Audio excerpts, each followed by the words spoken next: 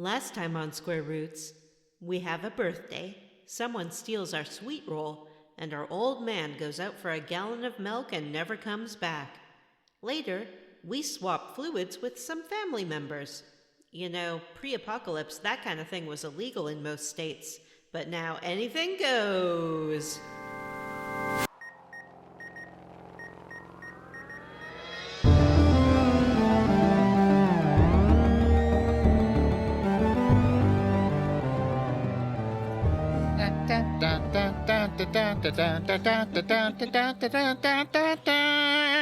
Anything goes. Hey everyone, and welcome to Square Roots, the classic RPG podcast. My name is Jim Banks. I'm joined by Matthew Van Zandt. Hello, Jim. Hello, listeners, and hello, unannounced co-hosts. John Yaogwai Brandon. I'm a bear. Grrr. And Vanessa. I'm Vanessa. And this is a podcast where we play and talk about your favorite classic RPGs, one chunker at a time. This is episode 2 of our series on Fallout 3. How exciting. This is a 2 real classic of RPG, 3. unlike our last season. That's true. I don't even know if... You know what? I'm really kind of souring on that game with time. I almost said instant classic, and now I'm like, maybe not. Remember all the good times, like playing that wrestling game in the Golden Saucer, and when we had Remember to go how find great the traversal cactars. mechanics with the chocobos were? Yeah, and Remember how fun it was to sneak through the chocobos to get to the chocobo? It You was only so had to do that like cool. 4 times. Remember Glenn Rodrock? Oh, yeah. Rothrock? Remember how the whole Remember? game ends with a Nope, big... no spoilers. Wait, Yeah. nope. Remember the glorious return of Leslie? Oh, yeah. I missed that, and I'm not mad about it. Hey, instead of spoiling the game that we played for the last season that a lot of people didn't listen to because they hadn't played the game, why don't we talk about hot gaming news? Yay! I love an HGN. I love an HGN. HGN. I have a lot of friends. We kind of have a lot of hot gaming news this week, but it's all Nintendo. Nintendo exclusives. Yeah, there's a big exclusive. This is we recorded this Exclusives. before the Nintendo Direct from last week, so we just have special access to Nintendo because Vanessa's uncle works there. Oh. Did y'all hear about the new Zelda game? Y'all know how much I love a Zelda game. Yeah, I hear you can play as Link for the first time. No, it's the opposite of that actually. No, It's the first time you can play, will play as Zelda in a Legend of Zelda game. Yeah, Zelda, the little boy in the green hat. It's Legend of Zelda Echoes of Wisdom, and this time Link gets kidnapped, and you play as Zelda, and you have to save They Link. should have called it The Legend of Link. Boy, that's a fresh And joke then- that everybody hasn't already heard 6,000 times Oh. before this episode airs. Wow. That's rude. Sorry, I've heard Yeah. it so many times already. Oh, Groucho. You have I'm not, not- because you I'm just not- said we're I'm not recording reading- this before Farts. the Yeah. drop even. Yeah, how do you even know? I don't peruse all the nerd memes like you do. It's the fair. Nintendo nerd That's meme. fair. Anyway, I'm pretty excited about that. Legend of Zelda Mystery of Magic, or whatever the fuck it's called. Echoes of Wisdom. Visually, they're clearly using the engine from the Legend of Zelda Link's Awakening remake that they released last year that was so cute and adorable. And this looks like a lot of fun. It kind of looks like it's got some Scribblenauts inspiration in the Zelda can copy stuff and then place it in the world wherever she wants. So in the trailer, they showed her copying a table and then using that table and multiple tables to create Wait, what's her little job? staircases. Say again? What's her job? What does she do? She's a princess? Is it tables, Does though? she does she create multiple tables to keep her house hot?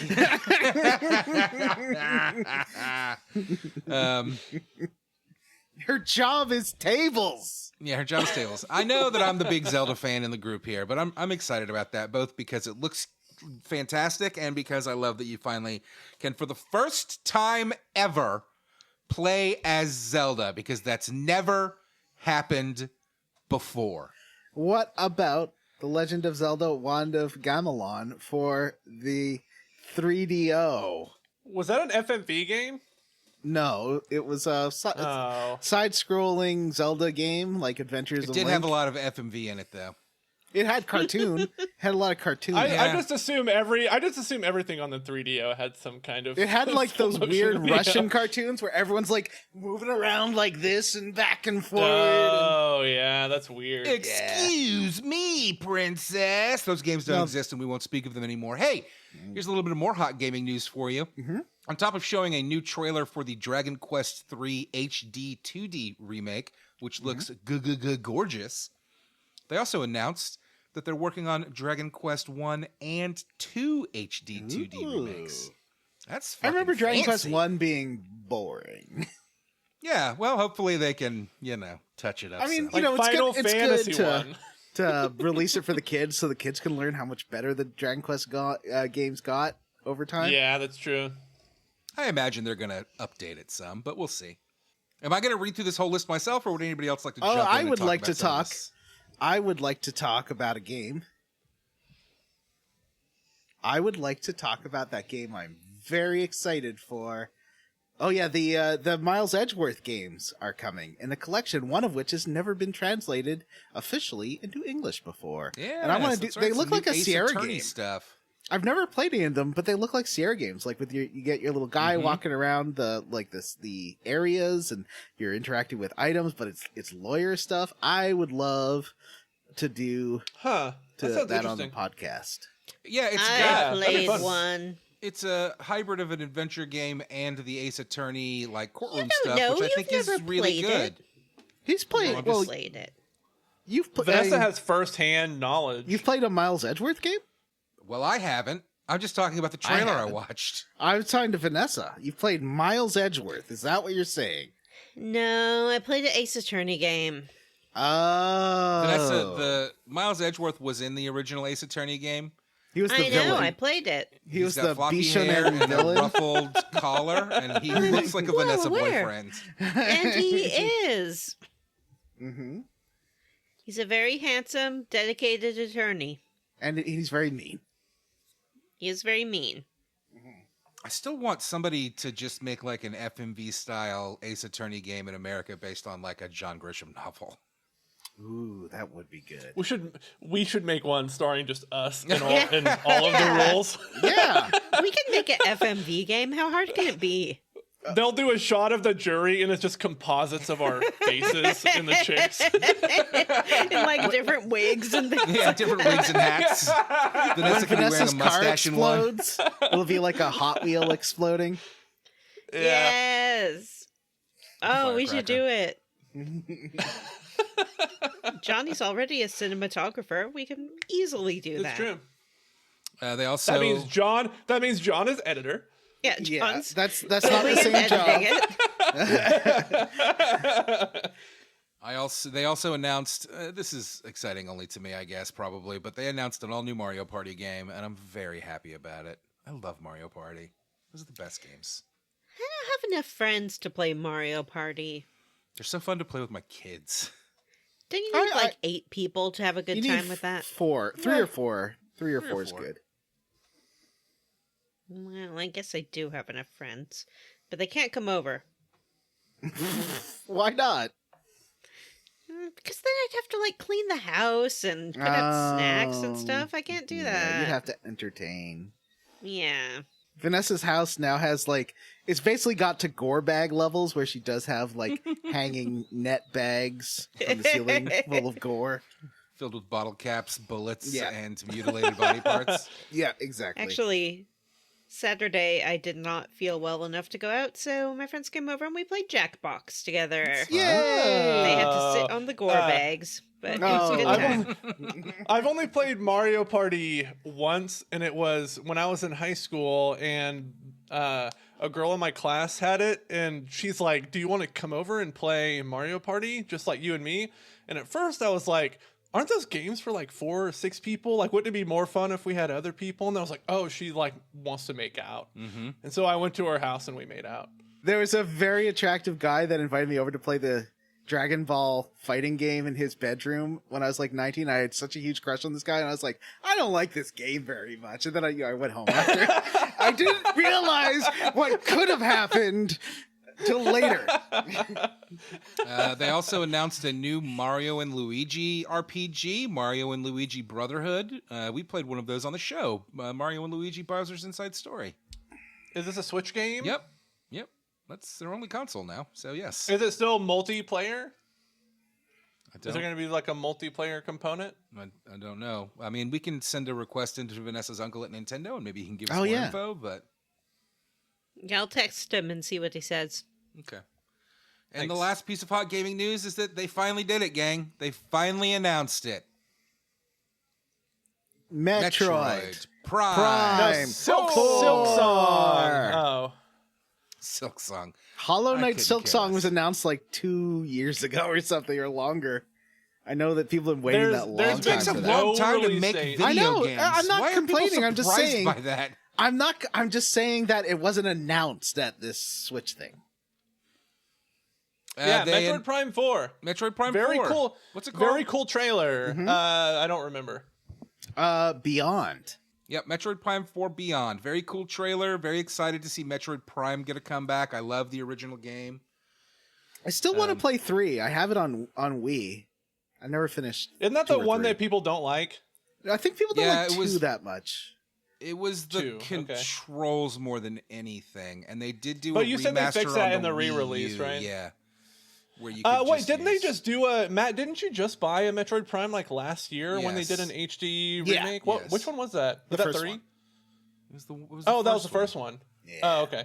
I've never played any of them, but I thought the trailer for the new one was really... Usually I'm kind of down on Switch games because I think most of them look like shit. That But Metroid this Prime one looked remaster really good. Looked amazing. Like Yeah, it's a yes, really it good-looking did. game. And you're a The way fucking the- elitist PC Master Race dork. Matt was carrying water for Nintendo. Not allowed to criticize the Switch. Doesn't know- run at 60 frames per second, so it's garbage. But Metroid Prime 4 does run at 60 frames per second. It looks great. So, And Jim, it I looks would great. definitely recommend once you're over this VR obsession, definitely Worlds recommend within picking up- worlds. Jesus wept. I would definitely recommend giving Metroid Prime, the remaster of 1, a shot. Vanessa, did you have something you wanted to contribute? I did. Thank you, Jim. You're welcome. I feel like Matt is purposefully ignoring the most exciting announcement from the Yeah, I Nintendo was. Direct. Okay, they've fine. Tried... The new game from the creators of No, I'm gonna do it. it.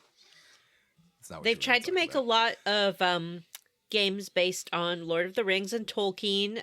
Most recently, they made a Gollum game that fell short, but it looks like they finally cracked the formula, and they're bringing us a game that will let us live out all of our Lord of the Rings fantasies. Tales of the Shire. Ooh. This is a game where you can do everything that you've always dreamed of doing in Middle Earth, like live in a Living in the hobbit Shire. hole, Yep. bake, Ooh. Grow some vegetables.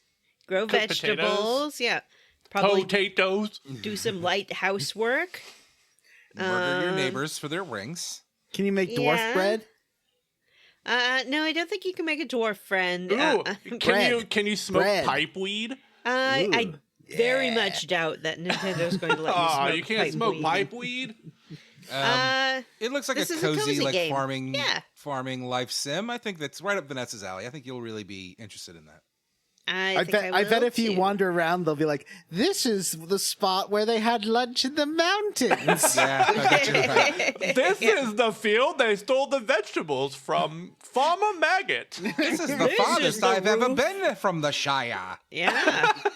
If I take one more step, it will be the furthest I'll ever been. I wish that Sam had just kept doing that, throughout the whole thing.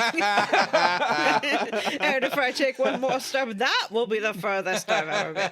And one more step, and that's the furthest. And one more, and now that's the furthest I've ever been. I saw a great side note. I saw a great little meme today, little clip today of a lady standing in front of a map of Middle Earth, and she's like, it was like, forget about the Eagles. And she like backs up so that you can kind of see the starting. She's pointing at the starting point, the Shire, and the end point, Mordor. And then she kind of swoops her arm around, and it's all water. And she's like, why didn't they take a fucking boat? And it really got me because I was like looking at the map and I was like, yeah, why didn't they take a boat? I take that more as like, in the oldie days when they didn't know like how to map areas that they hadn't been to before. They just kind of guessed it was probably water. All right, well, I believe that's all the hot gaming news we have for the week. How would you guys like to level up? Ooh, that sounds like fun. I'll start That's us a great off. question. Okay. I watched an amazing movie that I want to recommend to all of our listeners.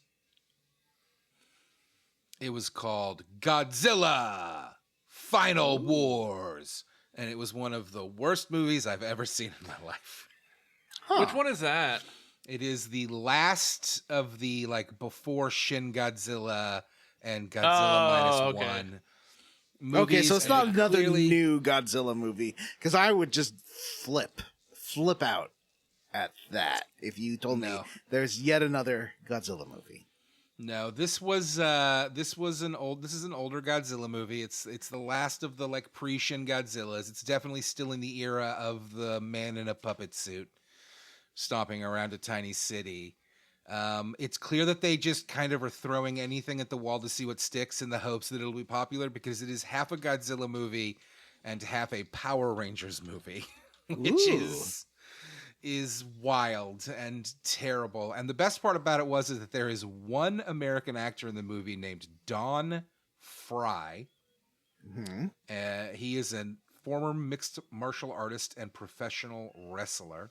Ooh. And he is in the movie as a commander or a captain in the military, and he is the only person in the movie that speaks English. I mean, it's a Japanese film, that. Yeah. Yes, it is a Japanese film, and for some reason they have an American actor just speaking in English. Oh, I see what you're saying. Nobody questions it. Nobody doesn't understand him, which I get that there's a lot of Japanese literacy. There's a lot of English literacy in Japan, but it's still a really fucking bizarre choice. He's part of the military, not the Power Rangers. It's the worst fucking movie I've ever seen in my life. I couldn't believe how fucking stupid it was. So I don't have a lot to say about it other than if you are a little intoxicated and looking for something stupid to watch to laugh at, watch that Godzilla Final Wars. I believe it was on Prime. I had a great time watching that. It was terrible. I'm not going to talk about this for long, but I did have a nice Father's Day with my kids where I forced each of them to watch a different movie with me.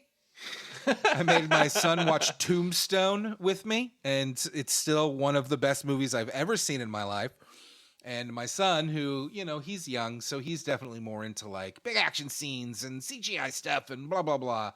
Really, really connected with it. He loved Val Kilmer as Doc Holliday and was yelling at me the entire time because, he's sick and he's dying. And the whole time he's like, is he going to die? I don't want to see it if he's going to die. It was funny. And also now he's going to get half of the references that I make to him that he's never understood. Anyway, Tombstone, it was great. And then with my daughter, who is older, I was trying to find something that I thought that we could enjoy together. I didn't want to pick one of my classic favorites because she doesn't love that type of stuff. So I chose Rocky Horror Picture Show. The movie stinks. It's bad. How? It's not Johnny. good. Johnny. It's got 2 good songs. Large parts of the movie are just boring nonsense. Why does Johnny, are Meatloaf you even hearing show this? up in this movie? Why does Meatloaf show up? Oh, you're talking about Rocky Horror. I thought this was still the Godzilla. No. I'm talking about Rocky Horror. He's coming for our culture, Johnny. And by our culture, I mean theater Theater kid nerds? / gay male culture. Okay, my daughter is a theater kid, and she has a group chat with her theater group, and she had mentioned that I was talking about watching Rocky Horror, and they were all telling her it's such a great movie and you're gonna love it. She fucking hated it. I like as soon as the floor show starts, just turn it off. Like as soon as everyone gets into like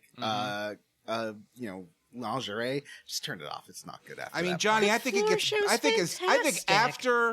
I think after science fiction picture show. What's the song? What? That's the opening one. That's the Time opening Warp? song.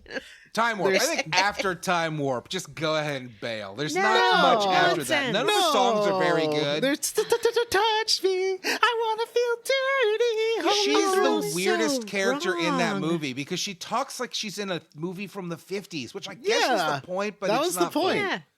I will say this. My daughter, she's the older child. She's a teenager, but she still is not super comfortable with like sexual stuff. yeah, Not even it does sexual get- stuff, but like Yeah.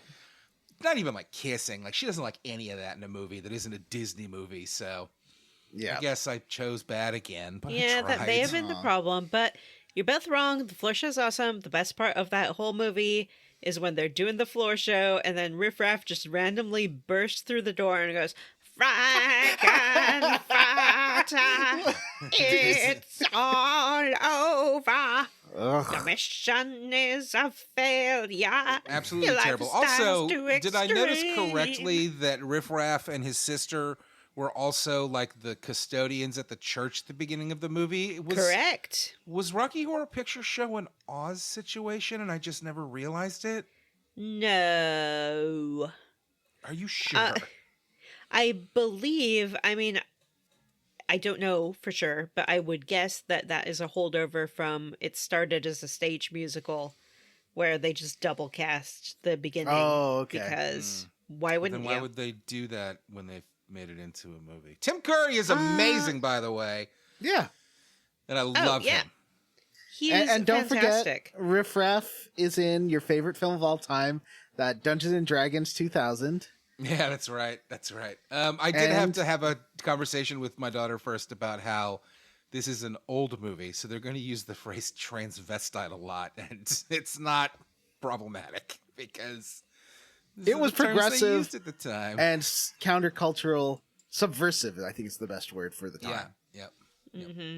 And they talk about transsexual a lot, but then we were Yeah. talking about it, and Haley was like, "It's transgender. Transsexual is not a thing." And I was like, "Huh?" And then I had to ask John and Vanessa if that was true, and they were like, "Yeah, stupid." I I didn't call you know. stupid. I said that You that's just spit kind of on an me. out. No, I said it was Pushed just me in an a locker. outdated term. But at the time, it was progressive. This is one of those. I things. understand. It was. And I explained that to her. I was like, this is a very progressive movie. It's from 1975. Anyway, so that was my Father's Day. It was nice. And my final bit of level up, which, yes, I'm going to go long. I didn't level up last week because of some nerds and their constant bullshit talk. So I'm going to go ahead and take my time. But I will share this level up with my good friend Vanessa. I started playing a new game. Hey. Started playing a new game on Vanessa's suggestion. It's called Marvel's Midnight Suns. Ooh, but it's a Yes. card game. Ugh. Yeah, it's a card game. I didn't know that. For like whatever define card reason. game. It has cards. Yeah. The cards are basically like your action points. Yeah. Yeah. Yep. Yeah. It's I not just like a card I got game, the itch to play that game. I knew very little about it. But I think because I've been watching The Boys, I was like, oh, I want to play a superhero game. I remember Marvel Midnight Suns is on like PlayStation Plus. I'll give it a shot. And I was delighted to discover it was a card game because I thought it would just be like a beat 'em up that I'd get bored with pretty quickly. But cards? Oh, you can never get bored with cards, can you, Matt? I thought it was like an XCOM style game, and like it kind of is, but not Mhm. really. Like it's, a lot different than I thought. And yeah, I think it's really fun. I think it's really funny. There's a lot of like great jokes, particularly in like the name cards. Like a new character will show up and it'll give their name and then it'll give a little blurb about them, and it'll always just be something goofy. Like Spider-Man finally shows up at the end of the first chapter or whatever, and it just says Spider-Man and then like spidery question mark. Yeah. Or there's when they're introducing Iron Man, one character just refers to him as like, Robot Man, and then it gives him a title card that just says Robot Man, thinks he's famous. They introduced like a player character called the Hunter that you get to create. It's not a deep character creator, but it's got some options. Yeah, you can choose your make it look like gender. you want. Yeah, your gender and your skin color and your hair and all that stuff. Can make it look like Vanessa. Somebody jokingly refers to Doctor Strange to the Hunter as Dr. Spooky, and it's one of those she doesn't realize it's a joke things, and she keeps calling him Dr. Spooky, and it really tickled me. It was fun. But the gameplay itself is fun. I like it. The only complaint I have about it is that it seems like after each round in combat, enemy reinforcements show up, and that every single time. That really aggravates And the shit every out of time me. it happens, one of the characters says they're sending in reinforcements. Mm-hmm. But I like it. Vanessa, do you have anything else to say about it? Like it's fun. It's interesting. You're further along than I am, I think. I think it's very comic booky in that it doesn't really fully explain what's going on or who these people are. Yeah. So the more working Marvel knowledge you have going in, although I think the Hunter is a completely original character. Yes, for sure. I think Lilith, the villain, is as well. Oh, is she? Okay. Other than the fact that she's the same villain from Diablo 4.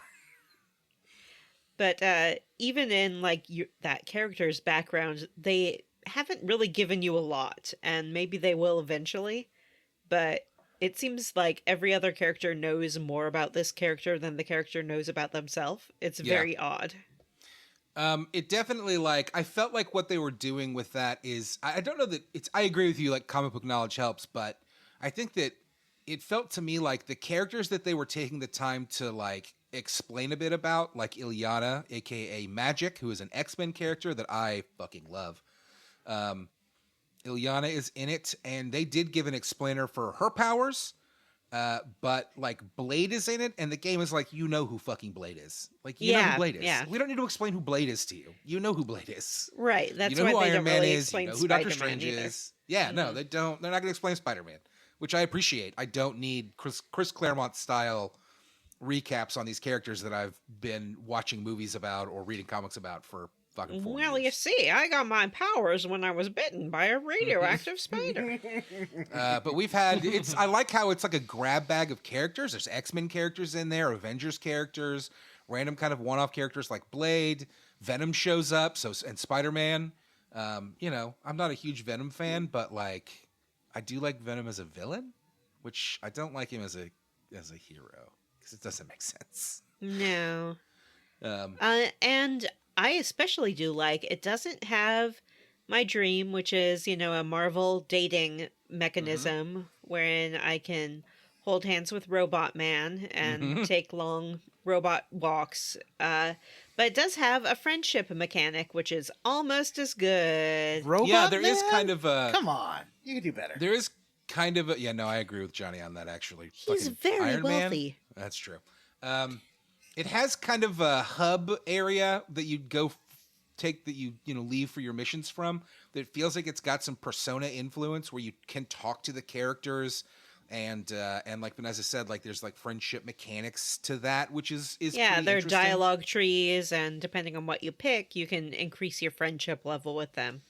Pretty Which cool. I think pretty then cool. makes for a better fighting team if they're all friends. That makes sense. I'm enjoying it so far. So good recommendation, Vanessa. And she's not the first person that has recommended it to me. So everybody else that recommended it, thank you as well. And that's it. That's how I leveled up. Vanessa. Yes, I will continue my level up.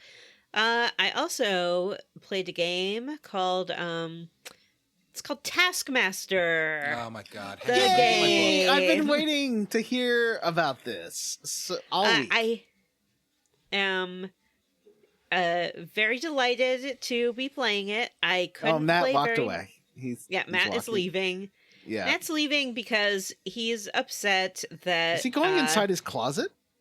Yeah, he's going into his closet because... That's his crying space. Oh, okay. Despite my friendship with him and with Jim and with you, Johnny, there's only one man who comes number one in my heart, and that's little Alex Horn, creator of Taskmaster and the Taskmaster video game.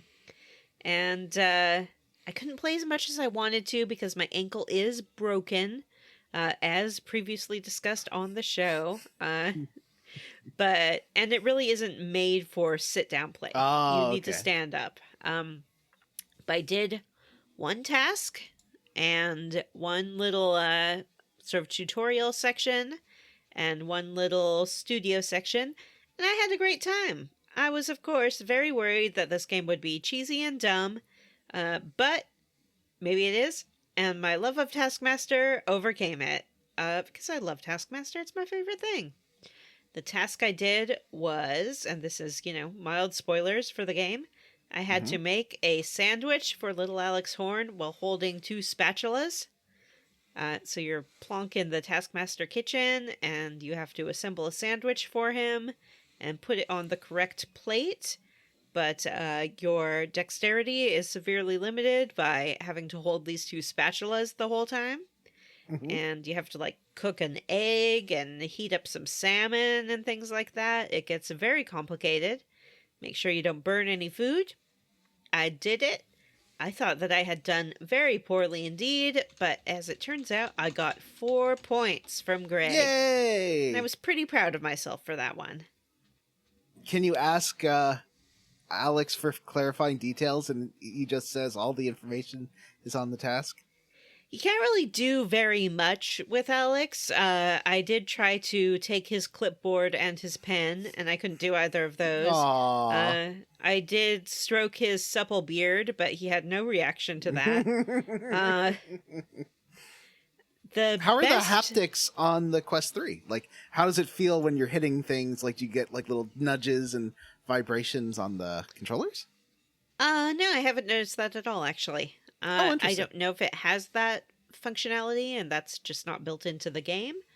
But no, I haven't noticed any haptics whatsoever. But it's been pretty comfortable to wear. I haven't worn it for a long period of time yet. It looks pretty good.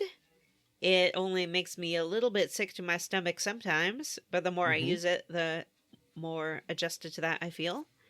And the best part of the game so far, I would say, is in the sort of backstage area before you go into the studio, because it's set up as if you are, in the studio watching your tasks back on the screen and Greg is judging them, just like a normal Taskmaster episode. There's all these props backstage, including a little crocheted Greg and a little crocheted Alex, and if you pick them up and hold them in either of your hands and bring their faces together to make them kiss, it does make a kissy noise. Yay! And not only does it make one kissy noise, if you keep doing it, they recorded several different kissy noises. Complete with, Greg going, So they really know what the fans want and need from a Taskmaster game, and they've provided it.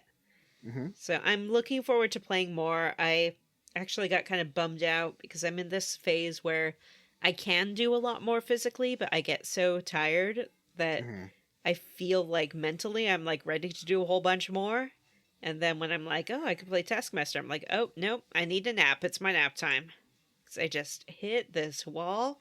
I sleep so much and I eat so much. And that's how I level up. I also finished Bridgerton. It was okay. Oh. Jim, how did you level up? Hello. I Did you finish Bridgerton? No, I haven't watched the last episode yet. I feel like I know where things are going, though. I feel like I know what's going to happen. It doesn't have a big surprise ending twist, I'll say that much. Oh, it doesn't? Okay. I played a game called Still Wakes the Deep. It's on Game Pass. It's a new horror game developed by the Chinese Room. The Chinese Room also did Jim. Deer. What? Still wakes D's nuts. So it would have to be still wakes the D's nuts. Still wakes the. Okay, yeah. Well, you know what? Clap. Just take that out. Because you. Oh, that's how you meant to applaud that. Oh no, no. I played a game called Still Wakes the Deep. It's a horror game that was developed by the Chinese Room. The Chinese Room also did Dear Esther. They did Amnesia: A Machine for Pigs. They did Everybody's Gone to the Rapture. And another game they have supposedly releasing this year, we'll see, Vampire the Masquerade Bloodlines 2. Yeah. What? That's the Chinese Room? That is the Chinese Room. Oh, I think wow. it started with another Yeah, studio they and took then moved to over. the Chinese Okay. Room. Okay. Yeah, yeah. I think the Chinese Room is a great developer actually. But the game is fun. It's like 5 hours long at the most. I played it on normal difficulty and sailed through it. It's got like a couple little tiny chase sequences, maybe 4 or 5 different little stealth areas. But otherwise, it's just like a very linear kind of walking sim. But it's got a cool setting. It's set on an oil rig outside of Scotland in 1975 in the North Sea. It takes place around Christmas. So one, it's super cold, and 2, there's lots of like Christmas decorations in the oil rig, which is really cool. But it's very reminiscent of The Thing, like these guys who are drilling for oil in the North Sea. There's a lot of political context to it too. Like it was during the energy crisis. It was around the time when Great Britain was basically like all your oil, like all of Scotland's oil belongs to the kingdom, and like they didn't really get to keep a lot of their own energy profits. So there's a lot of that. I think there was like the Suez dressing Canal around. crisis where England tried to take over control from Egypt at the time too. Like there's a whole lot of stuff there going was on. yeah, a lot of crazy stuff. And there was like almost like a modern, like what is now modern day, but there was big like alt-right quote unquote movement happening there at that time too.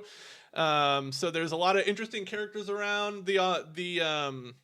What I've read, the accents are very authentic to like the Isle of Skye and Scotland and Glasgow, and but it's a super cool setting. It's like a Lovecraftian horror game. So there's some cosmic horror and some body horror. Basically, you know, these guys, they drill too deep and unleash something that they were never meant to. It's a very cool game. I would say if you have a few hours and you have Game Pass, give it a shot. It's pretty fun. John, how did you level up? Well, there's a few things. I went to Sycamoose with my buddy Teddy. That was fun. I got into this weird little cabin I rented. It was $100 a night Canadian, so really pretty affordable. It had It's not bad. Yeah, it had a hot tub. Didn't have AC. It got kind of hot, as everything does in the Pacific Northwest. Around 7 p.m., if you don't have AC, things are going to get warm in the summer, Yeah. but then cool off really quickly afterwards. And but it was, you know, in this working farm, so there's lots of farm animals and big dogs stuff around. That was really cute. Did some driving around. It's a really gorgeous area, really gorgeous part of the country. There's even snow in the mountains. I got snowed on. Yeah, and I'm still working on this in my new vehicle, so I have got a lot of practice charging and learning all about all the 8 different apps you need to charge on each different charging station. So that was fun. At least it's cheap. You know, that's the upside is that charging is very cheap, but it does take like half hour to 45 minutes. And let's see, what have I did play some RE4 VR, and I mostly spent time looking at the graphics, like being like, wow, I'm in this cabin, and like there's they've added some stuff to the cabin, like there's a downstairs basement with all these skulls now. Yes, I noticed that too. Have you gone into like the treasure menu where your like special items are? Oh, not yet. Not yet. You can pluck them out of the menu, and like you're holding them in 3D, so you can like turn them around and look at all the even like a bracelet you can like pick out of the menu and turn. You can see the inside of the bracelet. doing it's all the really reloading cool. stuff. You can opt out of it, but I love it. It's so Yeah. dumb. Like, you take your gun, you have to eject the clip, take a new clip out of your Yeah. pouch, put Have it you- in, then rock the slider. Have you gotten the bolt action rifle yet? No, not yet. Oh my gosh, like holding the rifle, and you have to actually do the bolt to eject the whatever, the empty bullet casing, and like doing that because you have to use like both arms to hold the gun to like have to do that, and then have to do all the stuff in VR, like click the buttons. It's difficult. It's I like could never you really also get get the a handle on steadier it. shot if you hold your pistol with two hands. Yes. Do you have the is this your first playthrough of it? Did you play Resident Evil 4 on the PS5? I played the old version, like back in the day. I finished On that. like I think it was either like the digital edition or with New Game Plus. You get a sawed-off shotgun called the Skull Shaker, and it's one of those like lever action shotguns. And I will say the lever action on that works like shit. Oh no, It sucks. It's terrible. I'm still not past the just being amazed at being in a different room than the one you're playing in. Like, it's so well done now. Yeah. Worlds within worlds, and Crazy. Jesus wept. because I'm there were no I'm worlds sorry. But it's cool too because you can like hold your knife in one hand and your gun in the other, which you can't do in the main game, and basically like deflect all the shots and all the attacks and then shoot people. It's actually really fun to play. I went and saw the Fall Guy, which I forgot there was a TV show, and it does use the theme to the TV show at a couple of points that it's sort of based on. But I didn't know that until after I saw the movie. this script is written by a stuntman, and you can tell this was written by a stuntman because the stuntmen are the coolest, most amazing people in the world. They're Anything. the director's favorite person. They're the producer's favorite person. They're like everybody's favorite. There are some really cool stunts. I will say that is Yeah. definitely a thing that happened. There's some really amazing stunt work going on there, and so lots of physical stunts too, obviously, like with VFX aiding and removing ropes and stuff. But there's a lot of questions like is he really doing that after he broke his back 18 months ago? Like that seems like a quick recovery. Anyway, And so also, like, why is he like a ninja? Kind of. yeah. Anyway, that's about it. That's how I leveled up. Why don't we talk about streaming, Matt? What do we do with streaming? Hey, we have a regular stream now, Wednesday evenings at 8 p.m. ish Eastern. Jim and Johnny and I are playing your favorite classic RPGs or whatever the fuck we want to play. You know, we're still new. Right now we're playing Chrono Trigger. Please come check it out. We're having a great time. You know what? I think it's similar to the podcast in that we're a small outfit, and that means that we'll actually fucking talk to you and not force you to pay us to read your messages or whatever. So that's nice. I won't talk to you. You talk to everybody in the chat, so that's a lie. Yeah. Called out, huh? Yeah. Wow. Yeah. I can't even argue with that. He's right. That's all I have to say about that. It's on YouTube. Just search for the Square Roots Podcast. We post links in the Discord and in the Facebook group as when we stream, so you can always just check those out as well. And it's been a lot of fun. We're looking forward to seeing everybody on Wednesday. Time for the quest log. Somebody sing the quest log song. Quest log. I want to do the quest log. Quest. That was a great song, Matt. Thank you. Well, last time we finally found out where Daddy went. We're hanging out in Megaton, but it's time to move on to Galaxy News Radio. That's right. That radio station we're picking up over our Pip-Boy that plays the 4 songs we all love.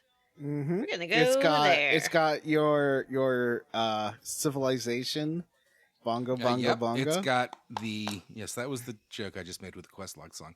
Oh, is that? Oh, I didn't do it right. I know. Yeah. For some reason, I can't get it right in my head. Like it's bongo, bongo, know. bongo. I don't want to leave the Congo. No, Oh, Johnny, you no, can't no. sing it. You'll be canceled. Yeah, it's true. I was thinking, sorry, Vanessa. So let me just do this again real quick. We should just try so to I can rewrite the replace it. lyrics to be appropriate. I was That's a good actually thinking idea. the exact same thing. Let me try it again though.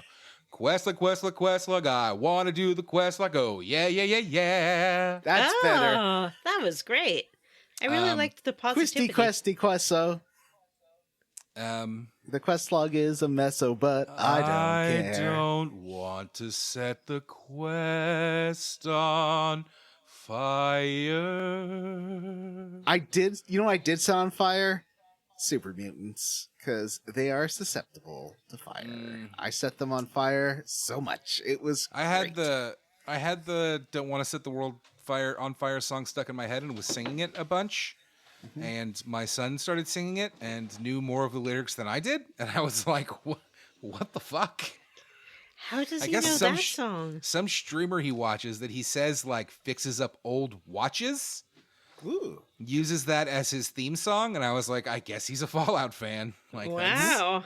yeah, I thought that was pretty funny. The music in this game, even the problematic songs, are so fucking catchy. Like, They are. They did a good job of curating the songs, and they all have some kind of little thing to them that indicates that they're not as idyllic as they. Yeah. they all Make themselves mention out to be. bombs or like atom bombs, even Yeah. the Civilization song and the, or the world on fire. They all have some sort of tie-in to like an apocalypse. Is it, do I have to admit what I did? Well, it was Of in your course. head. I know that Civilization was in your head for all weekend. That was pretty funny. Oh my God. I could not, it would not go away. But no, I guess I'm sorry, gang. It's going to be a rough season for Matt because I did already finish the game. Oh. Did you get all the DLCs so you could play those? No, because we're not doing the DLCs, and Vanessa Well, says but none you of could them are do worth them playing. for fun. I thought we were doing at least one of the DLCs. Well, I'd thought about it, but I don't think so. Okay. Oh, we're not? Okay.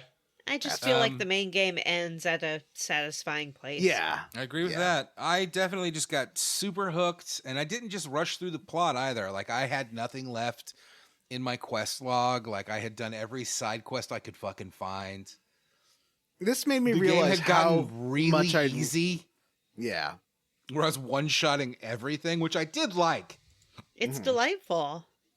I really Also, I was talking my way mainlined through this every game. situation, which is so good. I'm sorry, John. It's okay.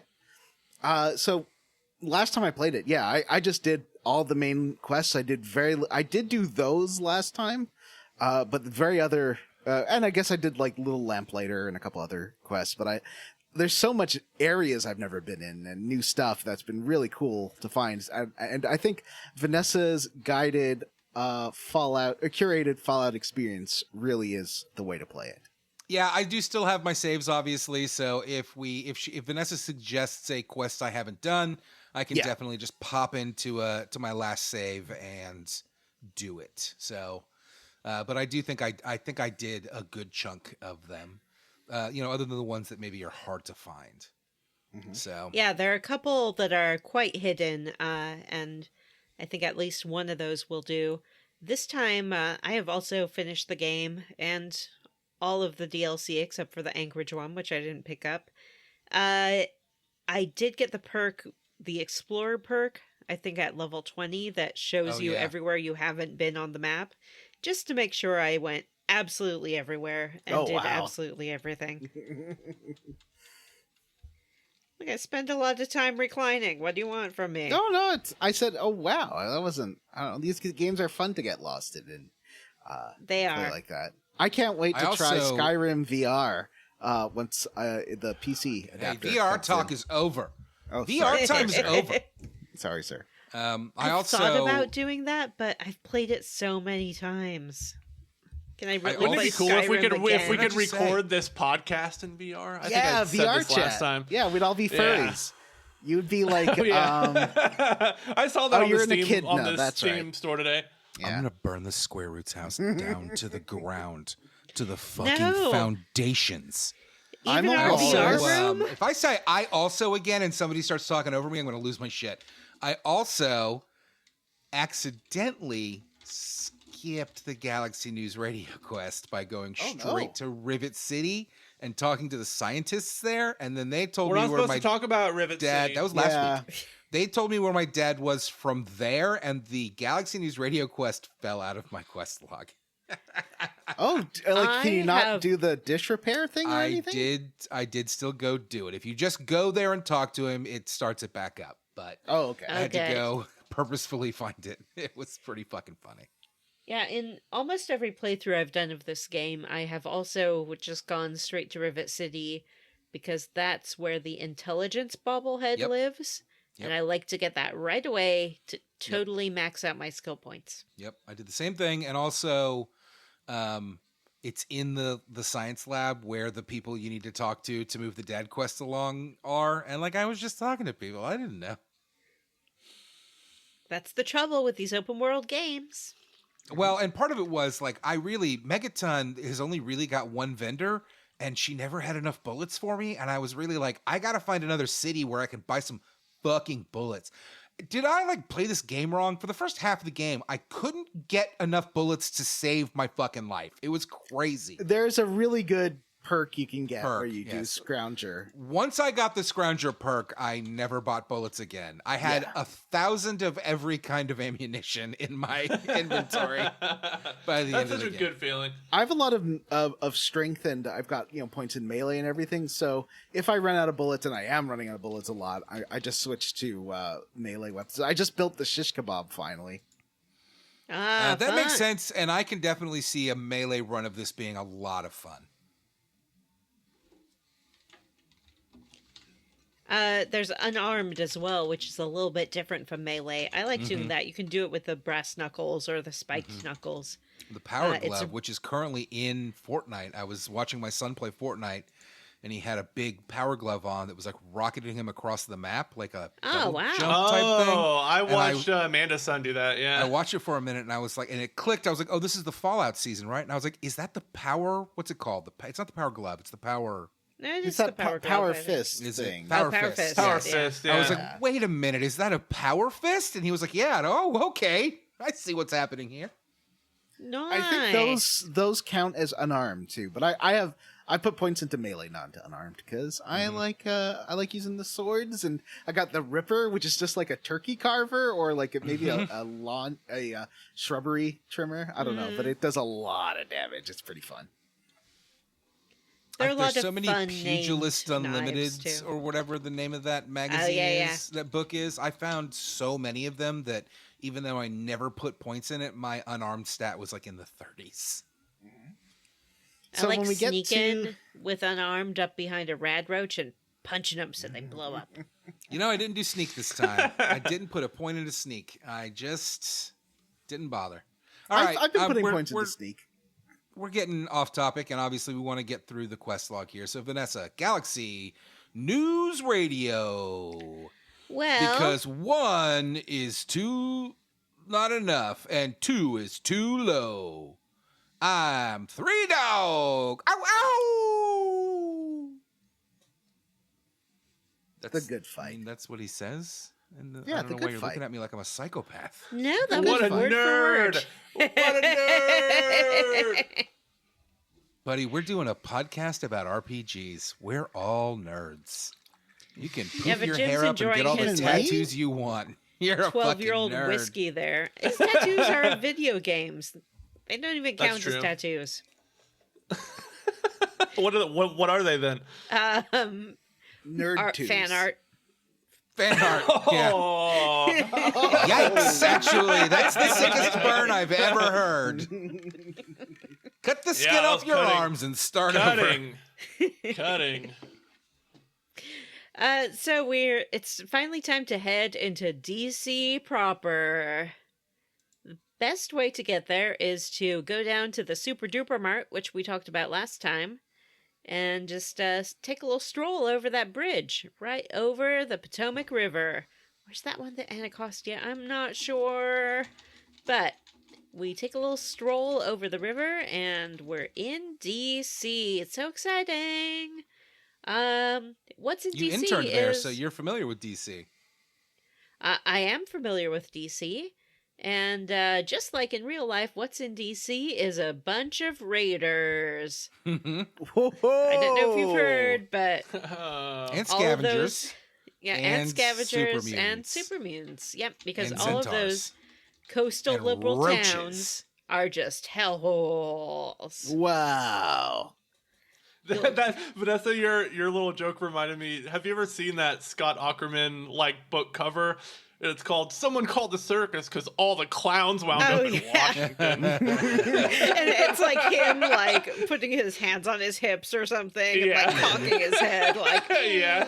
That reminds me funny, of. sir. I found out that you can buy a bag of breakfast quiches for $5 that have 12 little breakfast quiches, and they're really good. And that reminds me of shitty conservative comic, or just every comic from the early 80s or late 80s, early 90s, where there's a book written by one of them called "Real Men Don't Eat Quiche." Fuck off! It's just a It's savory little fucking breakfast amazing, treat. and I'll cut you. It's just What? egg pie. Men Yeah. like pie and they like It is. eggs. What's the problem with it? There's Quiche always cheesy makes me eggs. think These of- are so gay.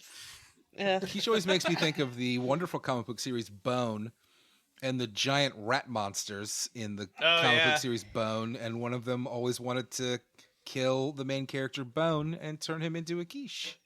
Ooh. It's true.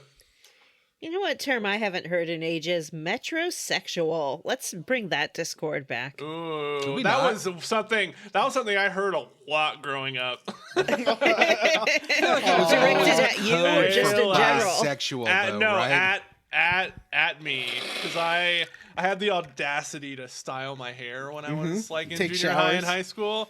Yeah, take showers. Oh man, metrosexual. Experiment All right. with scents So- that weren't Axe body spray. Pretty much right away, once you get into the city, you start seeing. I don't know. Do you have to go through a metro first to get there? But you start seeing Brotherhood people shooting. They're going boop, Yeah, boop, you have boop, to boop. go through the metro first. So you go through the Farragut West Isn't it? Metro. And It's not the there's same metro you have to go into for those quests, is it? No, it's a it's a network that's all connected theoretically. yeah. I think in the game you can't travel the whole you have to go lines up above. usually. Yeah, Oh, that's right. Yeah. You have to go up and down again. it was the Marigold station. Was the those one? Correct. But in the You Farragut get West to one, meet some ghouls, right? This is your first ghoul encounter. yeah, I think it sort of depends on what level you are when you get there. But for me, it was ghouls. There's a Protectron robot down there that you can hack, and that will help you get through the ghouls if you have the hacking skills. And the feral ghouls are basically zombies. They live in the tunnels and they Whoa! do zombie snarls and Don't they run at call them zombies, or that one guy will have you killed. you. Me? Yeah, Oh. not Mr. Burke. He's got a name like that though. Or was it Crowley? Oh, that wants yeah, to kill- Crowley. Yeah. You gotta shoot him in the head. So we make our way through the metro system. The metro system in this game is very much like the actual DC metro system. The stations look just like it. It has the brutalist dome platforms. And we need to follow this graffiti to Galaxy News Radio. It's very helpful. I never noticed the graffiti. It's sprayed all over with Never arrows saw and it once. yeah, it's like this way to GNR. I noticed it for the Rangers, but not for the GNR stuff.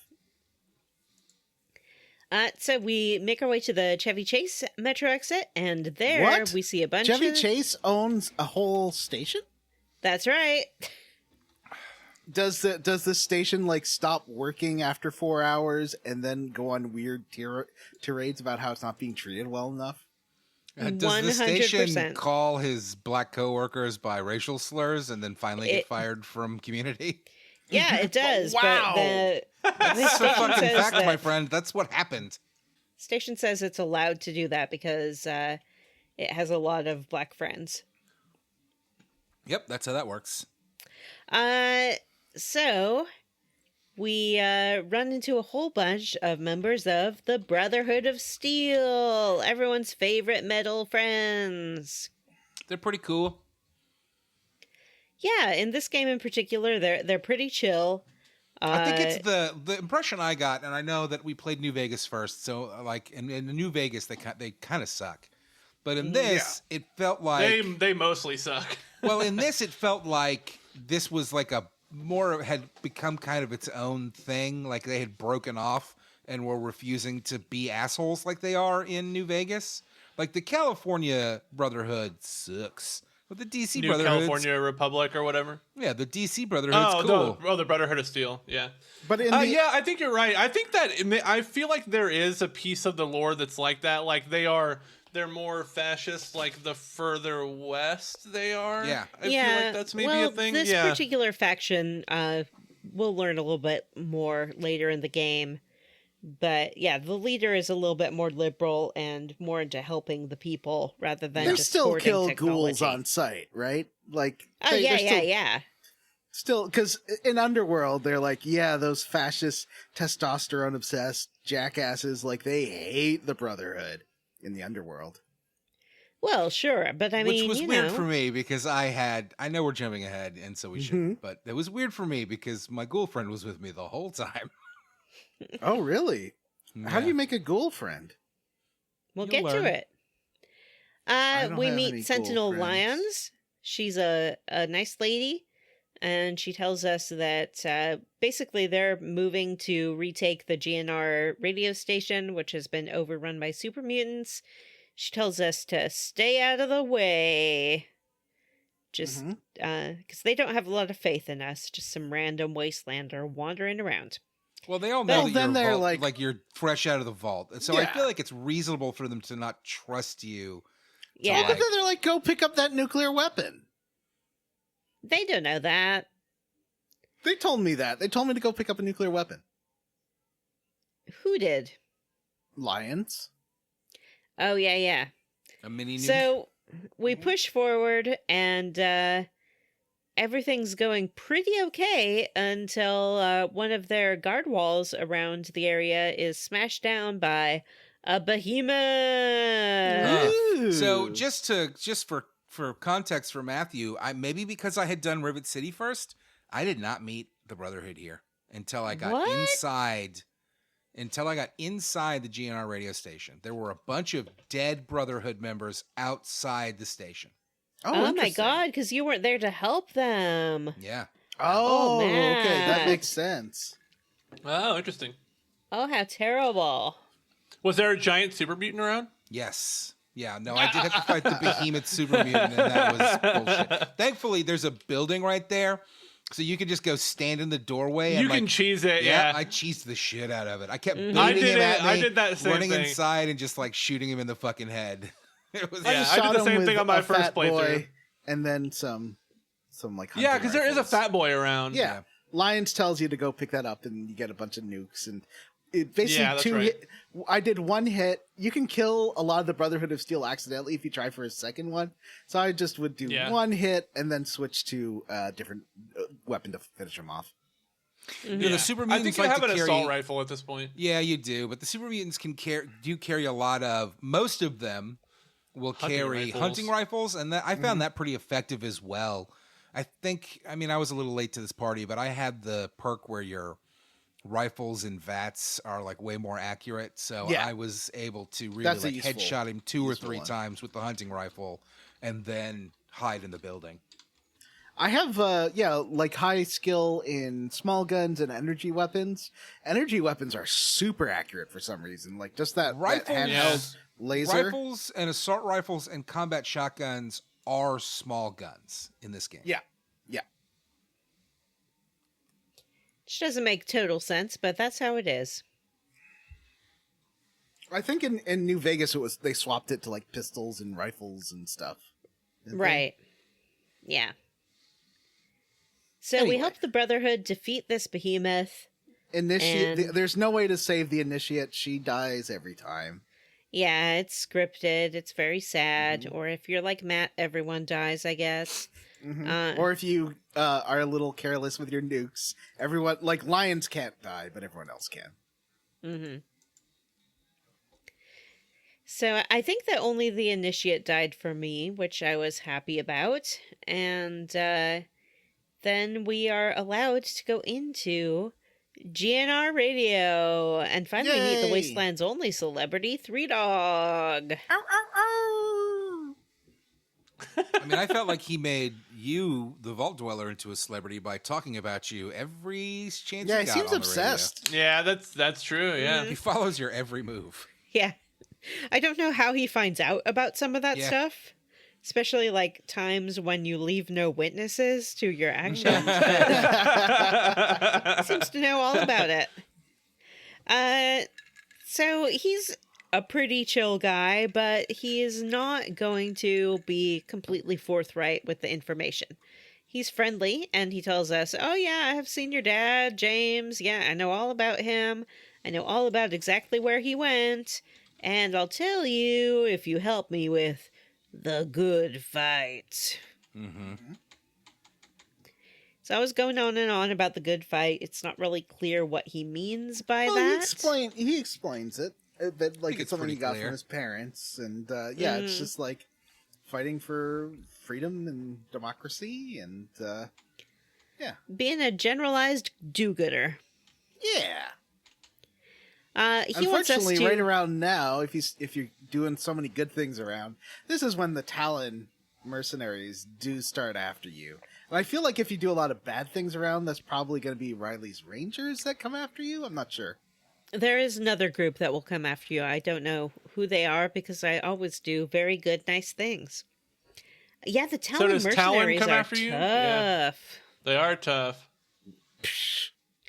They have contracts that say kill Vanessa. Excuse me, the nasty, and they're not fucking tough at all. No. Yeah, I've been Wow. destroying them pretty easily. It's been fun. I Oh, really geez. enjoyed the. I did a mixture of assault rifle, hunting rifle, and combat shotgun in this game. And by the end of the game, it was basically just combat shotgun because you get within 10 feet of something and you can pop their head off their body like a fucking zit. It's I amazing. found we'll talk about it later, but I did find a custom Chinese assault rifle. Yeah, I got that owned as by well. a guy named Prime. Oh, that thing's amazing. Yeah, it is. It's very strong. So Three Dog is having some problems with his signal, and he would like us to boost his radio signal so he can reach even more people in the wasteland. He has a good plan to do that. He just needs us to get a satellite dish from the Museum of Technology and go pop it on top of the Washington Monument. I thought this was really funny because he's like, outside of DC, you can't even hear it. But I was listening to it like in Megaton and all over the place before I did this quest. So I don't know what he was talking about. Maybe he meant like outside of the greater DC area. Yeah. You could be right. So it's time to head back out into DC. We can go out the back door, which leads us right to sort of a bombed out building and just pop down the different floors. Oh, I never went that And- way. Yeah, Did me you either. never do? Oh, really? Yeah, I did too, actually. Like you can definitely do it from like Rivet City. Yeah, you can go through the metros lots of different there. ways. But he does Yeah, like unlock it. He I gives you just a key walked to a around. door in the back, which just pops you out into I don't remember the name of the area. Something. Well, whatever. we But might it's like try a that. one-way trip because you have to jump down to Oh, get. maybe I did. Oh, you know what? I did do that. Yeah, okay. Yeah. You're a liar, Johnny Brandon. Oh, I was just confused. I'll tell you one thing I don't like about this game, and it is the objective markers on your HUD. They are fucking useless I'll tell you most of what. the time. I'll tell you what, Jim. I felt the same, and then I kind of Googled it because I was like, "Why are these so bad?" And if you use the local map in your Pip-Boy, it's fucking perfect. It's spot on. Yeah. It'll show, and the objective markers will show you the next way to get to where you want to go. Especially in Fallout 3, you have all these little sections of city you can't. It's not like a super open world. It's like trying to find. You have to find the way that gets you all the way to that direction you can go. You know what I mean? Like the direction of the marker. So like if it's not right in front of you, it must be up or down. Yes, So you have that's to the find a one way thing to it's get up or bad down. at. I was going to say, the one thing it's bad at is verticality. It does not differentiate between above you or below you. But other than that, I would say if you're having trouble, they do a much better job at that in Fallout 4. if you're having trouble, use the local map in your Pip-Boy because it is spot on. It'll take you right to just not even to the objective. It'll take you to the next door you need to go to. There was one point where it didn't work for me. I think it's part of this quest where like you find a scavenger lady and you have to like go around her because I was going the other way and I was like, oh no, the marker's telling me to go back inside the sewers, and I got a little turned around. I didn't realize there was an exit behind her because of the verticality thing. Even the local map took a little while to process because there's two. There can be in a local map areas on top of like corridors on top of each other, and you have to figure out which one they mean. I think it's most confusing in the subway tunnels. Yeah. Because those are very twisty. Yeah. Yeah. Anyway, so we head towards the museum, which has been. Oh, I didn't go through this car tunnel full of ghouls, but I went around some other different way. So I eventually made my way to the museum, which is in the National Mall. And I did use you get a bunch of stealth boys here, and I did use those to traverse the mall at first because I wasn't really strong enough to deal with like 5 super mutants at once. And also you can bait them towards the Brotherhood of Steel, who will usually take care of it, and the Talon mercenaries are at the other end of the mall, and you can bait them towards there too. Anyway. So I always have a problem with the combat in these big open areas because enemies seem to have great accuracy from long distance, and you don't. Like, either they can see VATS or so easily. Yes, they see you instantly. So either via VATS or just trying to hit things, I felt like the bullet like curve and drop is so much worse for your character than it is for enemies who would just be like pinging me from literally a mile away. It was crazy. Yeah, I would be like walking in the open and I would see a laser beam fly past me and there's like a robot shooting me from like 300 yards away. Yeah. It's like, what is happening? I did take the Talon robot armor, and since I have a lot of perks in repair, like if you start repairing that from defeating multiple Talon people, that's one of the better armors in the game. So you can use that to at least get some damage reduction. And I use some chems. I'm not too good for med-X. Oh, wow. I got addicted to chems constantly in this game, and I finally had to Pretty buy fun. the lab kit for my home in Muggeton so that I could just de-chem myself, de-addiction myself. That's a horrible cycle to be caught in, Matt. Yeah, it's Can you get addicted to the fire ant juice? Because I was using that a lot too. I don't know. I never did, but I guess we'll talk about my ant powers later. Yeah, I got some good ones too. So I went inside the museum.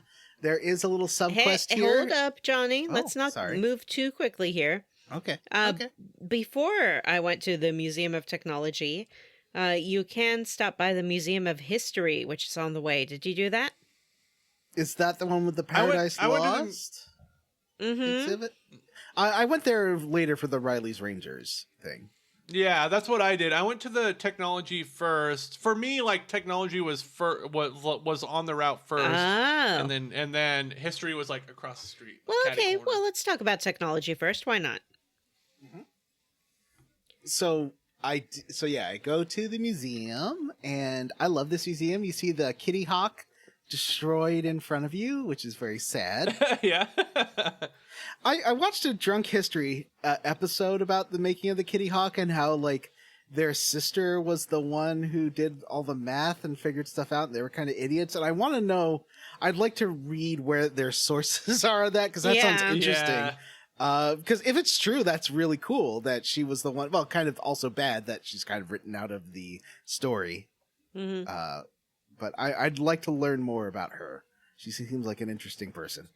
Yeah, and the Kitty Hawk is in the Museum of Air and Space, which is what the Museum of Technology is roughly based off of.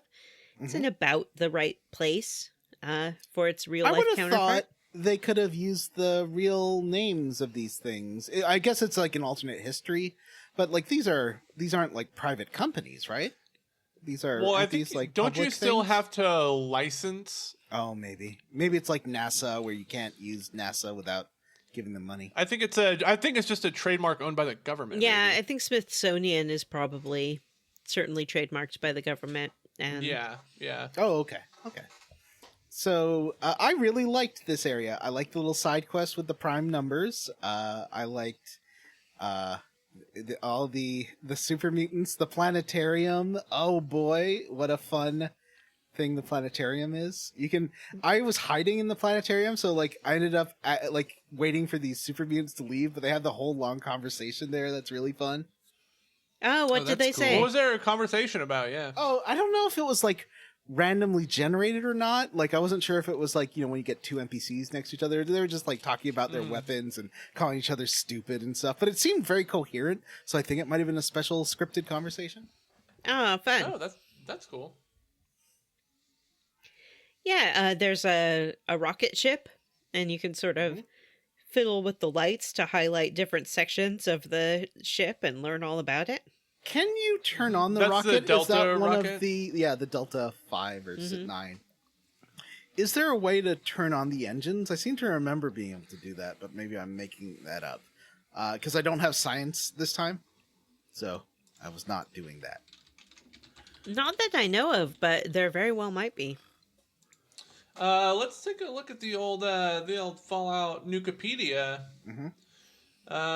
There's some around the rocket too. There's 2 secret rooms that are. I played this. Jeez. Okay. I played the game. I played this game twice now. This is my second time, and neither time I realized there's 2 secret rooms in that stairwell. Did you figure that out, Vanessa? Or did you? What do you mean by secret room? Like, if you stand on the balcony, like there's rooms hidden under the stairwell with like magazines and bonus stuff hidden with like people bodies of people shacking up. There's 2 of them hidden areas basically that you can figure out if you like walk along this like narrow little edge to an area behind the stairs in this whole staircase thing. There's 2 of them. It's really cool. Oh, no, I don't know if I found those. Is that the only way to get to them? Yeah, you gotta do some platforming. Oh, wow. No, but I like this museum as well. There's lots of fun things to see. There's a vault exhibit where you can learn sort of more about how vaults were marketed. And there's lots of stealth boys on display, and you can grab those. Which is useful because it is full of super mutants. So many super mutants. How good is your knowledge of prime numbers is another thing, because there's no real hint to the system other than that the guy's name is Prime. Yeah. He's like, I've hidden... Well, it even says, I hid a bunch of Easter eggs as to like what the right numbers are throughout the museum. But that's not true at all. It's just you have to find 4 consoles and then enter a prime number into them. And then this will give you a key to a gun cabinet with... there wasn't anything super interesting in there, actually. No, I think the really good reward is it will then like say, okay, meet me at this like rest stop. Yes. And I think that's where you get the special Chinese assault rifle that you were talking about. Yeah, that rifle is one of the better weapons in the game, for sure. So basically you can repair it with other Chinese assault rifles. Yeah. You start getting. We make our way through the museum. There's the planetarium section where there's no way out of it, so you have to turn on the planetarium and get the super mutants to open the door from the outside and come in to investigate. That was pretty fun. And eventually we find the lunar lander and yank that little satellite dish right off of it. Yoinky doinky. I got so lost in this museum on my first playthrough. I got so turned around. I felt like I was in here for hours trying to find that stupid satellite dish. It is sort of a loop. Like, if you have good lockpick too, you can loop your way around a whole bunch of times. I had to do that just looking for the consoles because I missed, I think, one of the Prime consoles. And once we have the satellite dish, we can stroll on over to the Washington Monument, or the dumb needle, I think Johnny called it last time. Wow, way to rip off the Egyptians. Great job. Anyway, Ours is better because it's make white. giant needles? Yeah. They made Do obelisks. Canadians have monuments? You have monuments in Canada? Like government monuments? I mean, there's historical some monuments? Has Canada ever done anything significant? Not really. They have one monument. It's called the Peace Arch, and it's on the border Well, between the U.S. helped Canada us and make the it. They United told us States. how to make it. Yeah, the United States told them how to make it. And they're like, this is the gate that you always keep open so we can always come in. The CN Tower was the tallest freestanding structure in the world for a while, until like the Burj Khalifa or something. Isn't that just like a radio tower? Oh no, that's the one that looks like the Space Needle. Yeah, but it's got like a whole platform at the top with glass floors that are terrifying. They just approved the new or a permit for building the new tallest skyscraper in the United States. Guess where it's going to be? Des Moines. Houston, Texas. Omaha. Nope. Where does Jim live again? Oklahoma City, Oklahoma. Hi. That town is garbage. Because they got Yeah. nothing else, Vanessa. Yeah, I guess that's true. It is a terrible city. All these Isn't like that where mega you towers live? too. No, I was born in Tulsa, but I've spent a lot of time in Oklahoma City. It sucks. All these mega towers they build around the world are a con. They never get filled. Like the ones in Shanghai are never rented. The ones in New York, I think, are barely rented. Though Salesforce Tower in San Francisco is now leaning. Oh, really? Slightly leaning. Yeah, I've been to that one. I've been to the top of that one. It's So if you put like a absolutely marble on the terrifying. floor, will it roll? I think it's leaning. I think it's leaning more and more all the time, Jeez. and it's also like for Terrifying. people in San Francisco a huge blight on the skyline. They say it's one of the ugliest things that's ever been built in the city. The Leaning Tower of Salesforce. That one they built on Central Park South, where they sort of cheated how tall it could be by having empty spaces, like where they're not really floors. It just kind of lets the wind go through. It's supposed to be awful. Like the elevators break down all the time. It leaks. It's really noisy. And nobody lives there. They just buy the condos as like investment properties and they sit empty. Yeah, they're cons. They're scams. This news article about Salesforce Tower says leaning San Francisco Tower skyscraper is tilting 3 inches per year. Jesus Oh Christ. wow! 3 inches per year. That's so much. I'm not an engineer, but I feel like building a really tall building in like Tornado Alley is not the best idea, but you know. Yeah. Well, they have that Oklahoma City bombing memorial tower that's absolutely massive. That's already in the city. Oh, is it? Yeah, it's really huge. It's really big. Well, we're not Anyway. talking about Oklahoma. We're talking about Washington, D.C., the nation's capital. Hey, to the Washington Monument. So although there it is is an a little bit- elevator in that, right? Because There is an elevator. It is a little bit relevant because in Washington, D.C., there is a building code that says you're not allowed to build any buildings taller than the Washington Monument. Oh, Honestly, that's a good rule. idea. Those Yeah. skyscrapers are bad. They're a waste of money and time and space. Also, it guarantees that your monument's always going to be the tippy top of the skyline. It's always the tippy top of the skyline, and it gives it really sort of a European feel to the city, I feel like, because it's not overbuilt. Yeah, and it's not a big commercial, flashy thing. No, it's not. There are skyscrapers like in the suburbs around, but not huge ones. So, up to the tippy top we go. It's pretty easy since the Brotherhood has a presence there. They just let us right in. And we install the satellite dish, and Three Dog is back on the air, which he always was, and there never seemed to be an actual problem. No, it did not seem to be a real problem. But also, he's happy. I don't know that you can steal satellite dishes off of a fucking lunar lander or whatever. I don't think this works. You don't think they're just like you can swap it out? I think every dish-shaped object pretty much It's just like Lego. does the same thing. You can put a satellite dish from a Lego on like a pirate ship. Yeah, build one out of tinfoil, stick it on a lunar lander, so I can send that thing into space. Probably could have found like a big salad bowl and just put that up there. It would have done the same thing. Yeah. Hey, Jim Banks just turned into Elon Musk. True. Buy my cyber dish.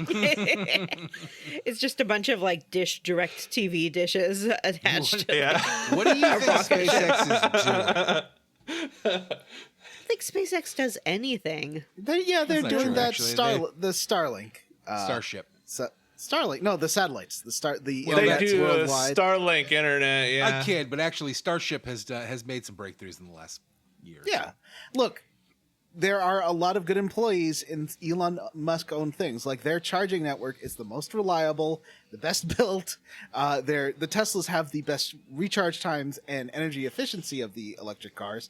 But he's an idiot, and I don't want to buy a Tesla. That's why I got a Toyota. Yeah. You don't It want really a is Cybertruck? just like a detriment to every company But he you can touches. look like but there you can look like the biggest douchebag in your neighborhood. Did y'all see that thing going around the internet about the guy who tried to go camping with the Cybertruck and like he couldn't get the tent up and tried for 2 hours he bought and then the just tent drove attachment away? or whatever. Yeah. All right. Oh man, those things are gross. They're Three so Dog dumb. tells us that our father Liam Neeson went to Rivet City. Holy shit. Which sounds like a Pokemon town to me. It does. That's a good pull. It really It's a does sound Rivet like a City. Pokemon town. Gear City! Yeah. Yep. But before Let's we talk head there, let's talk about the Museum of History. yeah. Oh, yeah, we it's skipped the Museum of cool. History. So on I mean, the is way it cool? to, There's kind of really only one thing here. I think due to my taking a different way, I don't know. I got lost trying to get to the mall, so I ended up going through like the Statesman Hotel and stuff. So I got the emergency radio signal there. But then I was reading a guide on how to start this quest. They're like, oh, just go to the Museum of History, where there's a Paradise Lost exhibit called The Underworld that is become this own big town. And I did that, and it's a ghoul town full of ghouls. Yeah. Yep. Yeah. Ghoul City. I think it's pretty cool. I want to give them all my scrap metal because the Megaton people are fine, but I've done enough for them. I want to But do I more don't for these need ghouls. stim packs, so I would rather take those caps from the water processing plant guy in Megaton Oh, I City. need those stim packs. I go through so many. Oh, I go through a bunch too, but I don't know how. So after this next side quest, I never fell below about 30 stim packs because you pick up 50 stim packs in this area. Like, no That's joke. kind of the joy of this side quest. It's not as quirky and You do fun get a as lot other side of- quests we're going to talk about, but you There get are a lot so of good many stuff. There's so many. Yeah, I ended up going through the hospital on my way for Three Dog. Like, Weird. Oh, interesting. I got really turned around. You got real lost. See, Yeah. I was like, where I got lost from it, and I was like, where do I go? Where do I go? I wasn't really paying attention to the like holotape or radio broadcast. I was like, where do I go? Where do I go? I'm not supposed to go to the hospital, but like I know I'm supposed to be in this hotel that's right next door. And then in the broadcast it says you can only get there through the adjoining hospital, and I was like, oh shit. Riley tells you that. If you go, so all I right, was probably not paying attention. Museum of History. We go to the Museum of History. We find Underworld, which is a little city of ghouls. And in the city of ghouls, there's a hospital with a non-ghoul woman. that you can convince the doctor to wake up. Her name is Riley. There's of Riley's lesbian Rangers. ghouls. Did you meet the lesbagools? There's lesbagools. I did meet the lesbian ghouls. The lesbian ghouls are the mother of Gob, the ghoul So bartender. I need to go finish this quest. It's not even Well, a I quest. always want to call him Gob, and Job. I wanted to Yeah, bring, Job. I really wanted to bring Gob home, and maybe it's possible, but I couldn't figure out how to make it happen. I think I you don't might think have. it is. What happens if you kill that asshole that owns him? Oh yeah, the bar owner or whatever. I think I Yeah. might try that. I might That's go worth a presto, shot. I'd love to know if alakazam, that- your head is yeah. now flying off. I would love That's to. my magic trick. I would love to know if that actually makes a difference, because I feel like if you did that, he would still just kind of stand there and have the same dialogue. You know? Yeah, this is a pretty old game. It's not that nuanced, I think, in some situations. But I'll yeah, look there's it up. Try it. lesbagools. Try it and let us know, because if you can kill Moriarty and get Gob free, that would be amazing. Mm-hmm. There's Crowley, who Yes, lives in another world. He gives you a sniper rifle, because I'm glad I agreed to kill those guys for him, which I haven't done, by the way, but I did agree to it. And he gives you a sniper talk rifle. about- I am going to use this sniper rifle. I'll tell but you I what. did talk So to. I did the same thing. We'll talk Yeah. about that quest later. I did not kill those guys, but we'll talk about that quest later. But that sniper rifle I was so excited about, it's a piece of shit. It's garbage. Better Why to is it use garbage? the hunting rifle. I don't know. It just sucks. It does. Well, I repaired it, so it does a lot more damage now. That always helps. It does better at a longer distance, I found. So, Yeah. like, the further away you are, the more effective the sniper rifle is. Like Not I for could me. I would be one-hit really far kill- away and still missing all my shots, which drove me crazy. Maybe you interesting. should get good. Yeah. That's a So good point. I should get. You can good. also, once you talk to Crowley, pretty much everyone in the underworld has something to say about Crowley. You can ask everyone about Crowley. There, I also found, this is where I found the first piece of the replicant mystery. Oh, The I don't remember replicated where I picked man up the quest? first I piece of found that that. one in, like, Megaton, I think, in the doctor's office. Oh, I talked to the doctor about it once I found it here. All right, but we're there's not also- talking about that. I know. I'm just saying. Like, there's a lot of stuff There's that lots and of I stuff like. to find.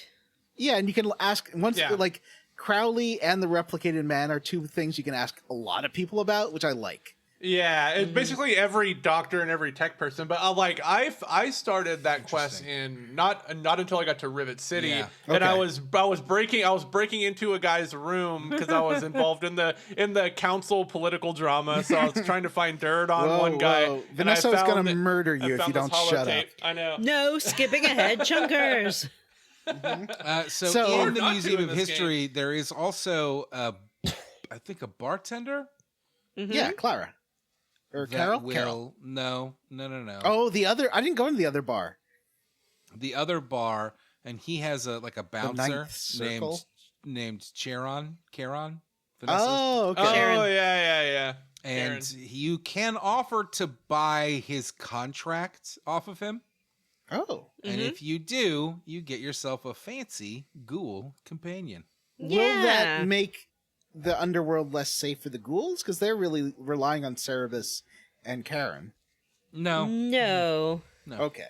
In If fact, you buy when the you- contract, yeah, you go ahead. if you buy the contract, Charon immediately walks over to, is Cerebus the guy that owns the contract? Immediately walks over to Cerebus and blows his No, Cerebus fucking is head the off. robot. Okay. So whoever owns the contract for Charon, Yeah, I forget if his you buy name. the contract, he walks Yeah, me over too. and just blows his fucking head off, and that's it.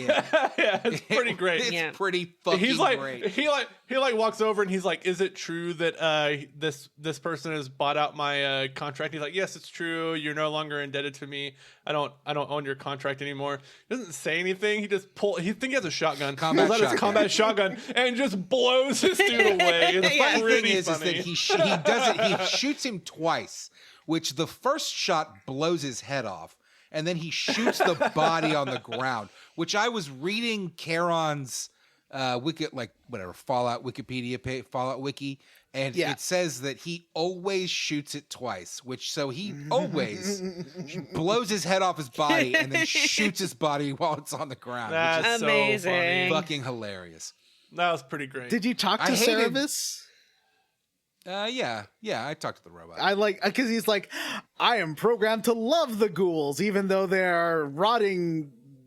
I don't know what he calls them, like horrors Doesn't or he something. like admit to being a terrible guard dog or Yeah, whatever too? yeah. Doesn't he say that he sucks at it? He sucks at it and he hates ghouls and he really Yeah. wants to and kill he all hates of them. ghouls. He's a robot. I was not able to free this ghoul from his contract because Yeah. I didn't have the caps to buy it. And then he was like, oh, you can do me a favor instead. And he wants you to kill one of the lesbagouls. Yeah. And Oh, I no. I agreed to do it thinking then I can like do something else, or Vanessa. tell them about it or say I changed my mind. But once you agree to do it, you can't then go back and buy his contract or get it any other way than you can. killing one of them. Oh. Yeah, you can. Can you? Well, you know what, Because- Vanessa? I could be wrong. Maybe I may have reloaded a save there. Yeah, I think you wrong. probably did because the internet says otherwise. I may have I did reload a save in that area for some reason, and that may have been it. I did pay for the contract. I'll tell you what bothered me is that throughout the rest of the game, I kept trying and hoping that I could find a way to free Charon from his contract, and you can't. Nope. This is not Aladdin. He is not the genie. You cannot wish him free. Oh, That's bullshit. that I sucks. own his contract. I should be able to absolve it anytime I fucking want. Yeah, but he has been like brainwashed by some kind of cult or something. I think. Yeah, I that's didn't what get that backstory. I mean, I heard that, but I know that that they say that this is his whole deal and he takes it very seriously, but then they never did anything else with it, and I found that very disappointing. I was hoping that at some point in the game it would let me do that. I did read that if you kill innocents around him and steal around him a bunch, and then you always have the option to fire him if you talk to him in the dialogue, but he'll just go back to to Underworld and wait for you. Mm-hmm. But I heard that if you have killed too many innocents around him or stolen too much around him, then if you fire him, he'll attack you. Oh wow, just like the other guy. But I didn't do that because Vanasti was the best specialist, nicest princess in the list. Despite her name, which I really fucked up on, I have to be honest. Presto the Magician, he has a lot of skills, but you know what's not one of them? Speech. And the other one he's not good at? Medicine. So I was like, oh, there's Riley. Poke, poke. Hi, Riley. Poke, poke. And I can't talk the doctor into waking her up. I don't have the medical skills to wake her up myself. So I was like, oh, well, I guess I'm just going to go to the hospital myself. So I just went to the hospital. That's funny. I was able to talk the doctor into waking Riley up. So that Yeah, me too. that kicked off the Riley's Rangers quest for me. So let's talk about that quest, Vanessa. Yeah, so she's the leader of a mercenary group, and they have gotten themselves A stuck ranger on the. group, Vanessa. I'm sorry, the ranger group. They've gotten themselves stuck on the top of the Statesman Hotel. They were in the hospital, then they were attacked by super mutants, so they had to retreat across the sky bridge to the hotel, and then they decided to go up, and there they have stayed. She was able to get away to try to get some help, but the rest of them are still there, except for I think one of them died in a stairwell, she tells you. Yes, Yeah, and you Theo. can find the body, and he was the one that was holding all the ammo. Right. So he has So it kind of part of the optional to this side quest is find this guy's body and loot his ammo, which I thought was pretty funny because he is just on the way. Like you can't. Yeah, he's in you a can't stairwell. miss it. Yeah. Yeah. I feel like I totally missed him. I didn't know where to find It's him. just in a stairwell. It's the only. Yeah. I was looking in the stairwell. It must have just missed There's him. a couple of different stairwells. So because there's a few different ways to get into the hospital too. So it might not be the one that you passed through. He's but in the I state. did find him. He is in the Is state. he? Oh, he's in Statement? I the thought he he's was in in the the hospital. hotel. Yeah, I No, think there's he's a not in couple the hospital. stairwells in the Statesman, though. Oh, okay. Yeah, I think Maybe, you're right. maybe, yeah. I definitely found him, but I didn't have any passcodes because I never talked to Riley. So Yeah, Riley you- also tells you that you can go to the Riley Rangers hideout, which is not around the hospital. It's in a different location. Yeah, it's far But away. You can go there and use it as like a rest point and loot the place up of all its ammo and stuff, which is great. I did that later. Yeah, I did too. So I just went through here and fought through the 50 or so floors of the Statesman. It doesn't look that big a hotel from the outside, but that is a large hotel. It is like 4 floors. Yeah, it is it's not a that chunky big. hotel. It's full of super mutants and also loads of traps. I So was many wanting to fucking ask super you, mutants. Yeah, the traps were driving me crazy. is this based on... I know there was that famous hotel that was full of like cholera and just was the most disgusting shit smelling place, but that got burnt down, the National Hotel or whatever. What building is this a riff on? I do not know. Okay. There is a gentleman who you are a fan of, who has a excellent video essay about visiting real life Fallout 3 locations. Noah Caldwell Gervais. Yeah. So Ricky if Gervais? you're no. John's favorite comedian? Not a fan. John's favorite comedian is Jimmy Carr. Oh. Same difference, Vanessa. Ugh. It's Same not the same person. difference. They are Probably different. is. But they're both shitty. So Yeah. They're So smarmy in we different ways. yeah. We make our way up to the roof and there we find Riley's Rangers. There's The nice thing about going through this hospital is that I said this already, but there are legitimately 50 fucking stim packs in this building. Yeah. Like you will never want for stim packs again. yep, and I loads already- of blood I already went through packs most of which Oh, lots of blood packs. if too, you yeah. had the family teach you how to be a vampire, you can get I think 30 hit points from each of those. Wow. Yeah. That's what Yeah. those are for. Yeah. I never I got didn't that. do that, so they're only worth 1, and I had like 1,000,000 of them by the end of the game. I was like, what's the point of these things? Wow, what's the point of these? Yeah. Yeah, I thought the same thing on my first playthrough. No, you can go to the head vampire and he'll sort of he says he's going to like teach you how to be a vampire, but then he just tells you like, oh, just like drink it and really think about how good it is to drink it. Oh my god. It's I like- mean, I wanted to kill that guy, and he's lucky he's alive. Honestly. There, I you do can also like... bring him blood packs and he'll, I guess, just be happy. I don't remember if he Oh. gives you anything or not. I'll bring him some. Pass. But I do like how in Fallout New Vegas and 4 and 76, food became a healing over time thing, but also heals way more because of that. Then Fallout 3, it's pretty stingy. You Yeah. only get like 8 HP. Yeah. And I have like the food sanitizer. I don't Nuka think Colas there's are any worth 10 perks. HP, so I was drinking those things like it was my job. Yeah, I'm getting 12 back from those for sure. I just don't think it's worth the radiation. Yeah, I have so many I got- rataways that I I got just- so many yeah. rataways. And also, maybe not by this point, but pretty quickly here, I had bought the medical kit for your megaton home, so I could always just run home and That's true. get all my rads gone. With that Yeah. thing. So you fight through a few floors. There's centaurs, which are like we talked about them in New Vegas. They're like weird blobby thing monsters, basically with tentacle tongues. Yeah, I I always thought think of we them had as, like, probably talked about them dogs. in New Vegas, but what are they? Well, I think They're they're just peoples. I believe Yeah. that, they always talk about how the super mutants are doing stuff to the people they kidnap. Yeah. And I think that they are people who have been kidnapped and then turned into centaurs. You don't think they're turning them into super mutants, though? I think they do both.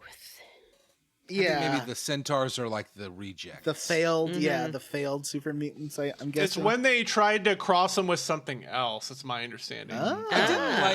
I did not like how in this game the super mutants, unlike in New Vegas where you can like befriend them and talk to them, in this game they're just aggressive. Yeah. Mm-hmm. Like They I don't want to wanna talk to talk to them. you. Why do they want to fight me so bad? So there is a super mutant master in the restaurant lounge on the top floor. I cheesed this He's got a fight Gatling because- gun and it Yeah. sucks. Yeah, Mhm. I cheesed I this threw fight so many hardcore. I threw so many grenades at this dude. I had a missile launcher, so I did launch a lot of missiles at him from like a hallway, like. And I use my sniper rifle to take out all the other super mutants. I use bottle this is cap an mines. audio medium, so what do you think that is gonna imply to our audience? I think Because- listeners can figure it out from Johnny context was doing a clues. peek around a corner motion. Peeking around the corner, firing a rocket, going back, and eventually I blew him up that way. I found frag grenades are just useless against super mutants. They don't do much to them. Oh, I don't but agree, and I rockets- think you're throwing them bad because if you put one under their feet, it fucks them up. But the bottle cap mines, and now that I can make bottle cap mines, I've used those. Kill everything. Oh They're yeah, those are fantastic. so strong. I never used those. They Such are a like waste of caps. You need those for your home well, redecoration. I think it's like 55 caps or something. It's worth it because they do 320 damage, and I think more if you get more explosive. Yeah, I felt like I was looting them a lot too. Yeah, you can So find I had quite a few of just a bunch in my.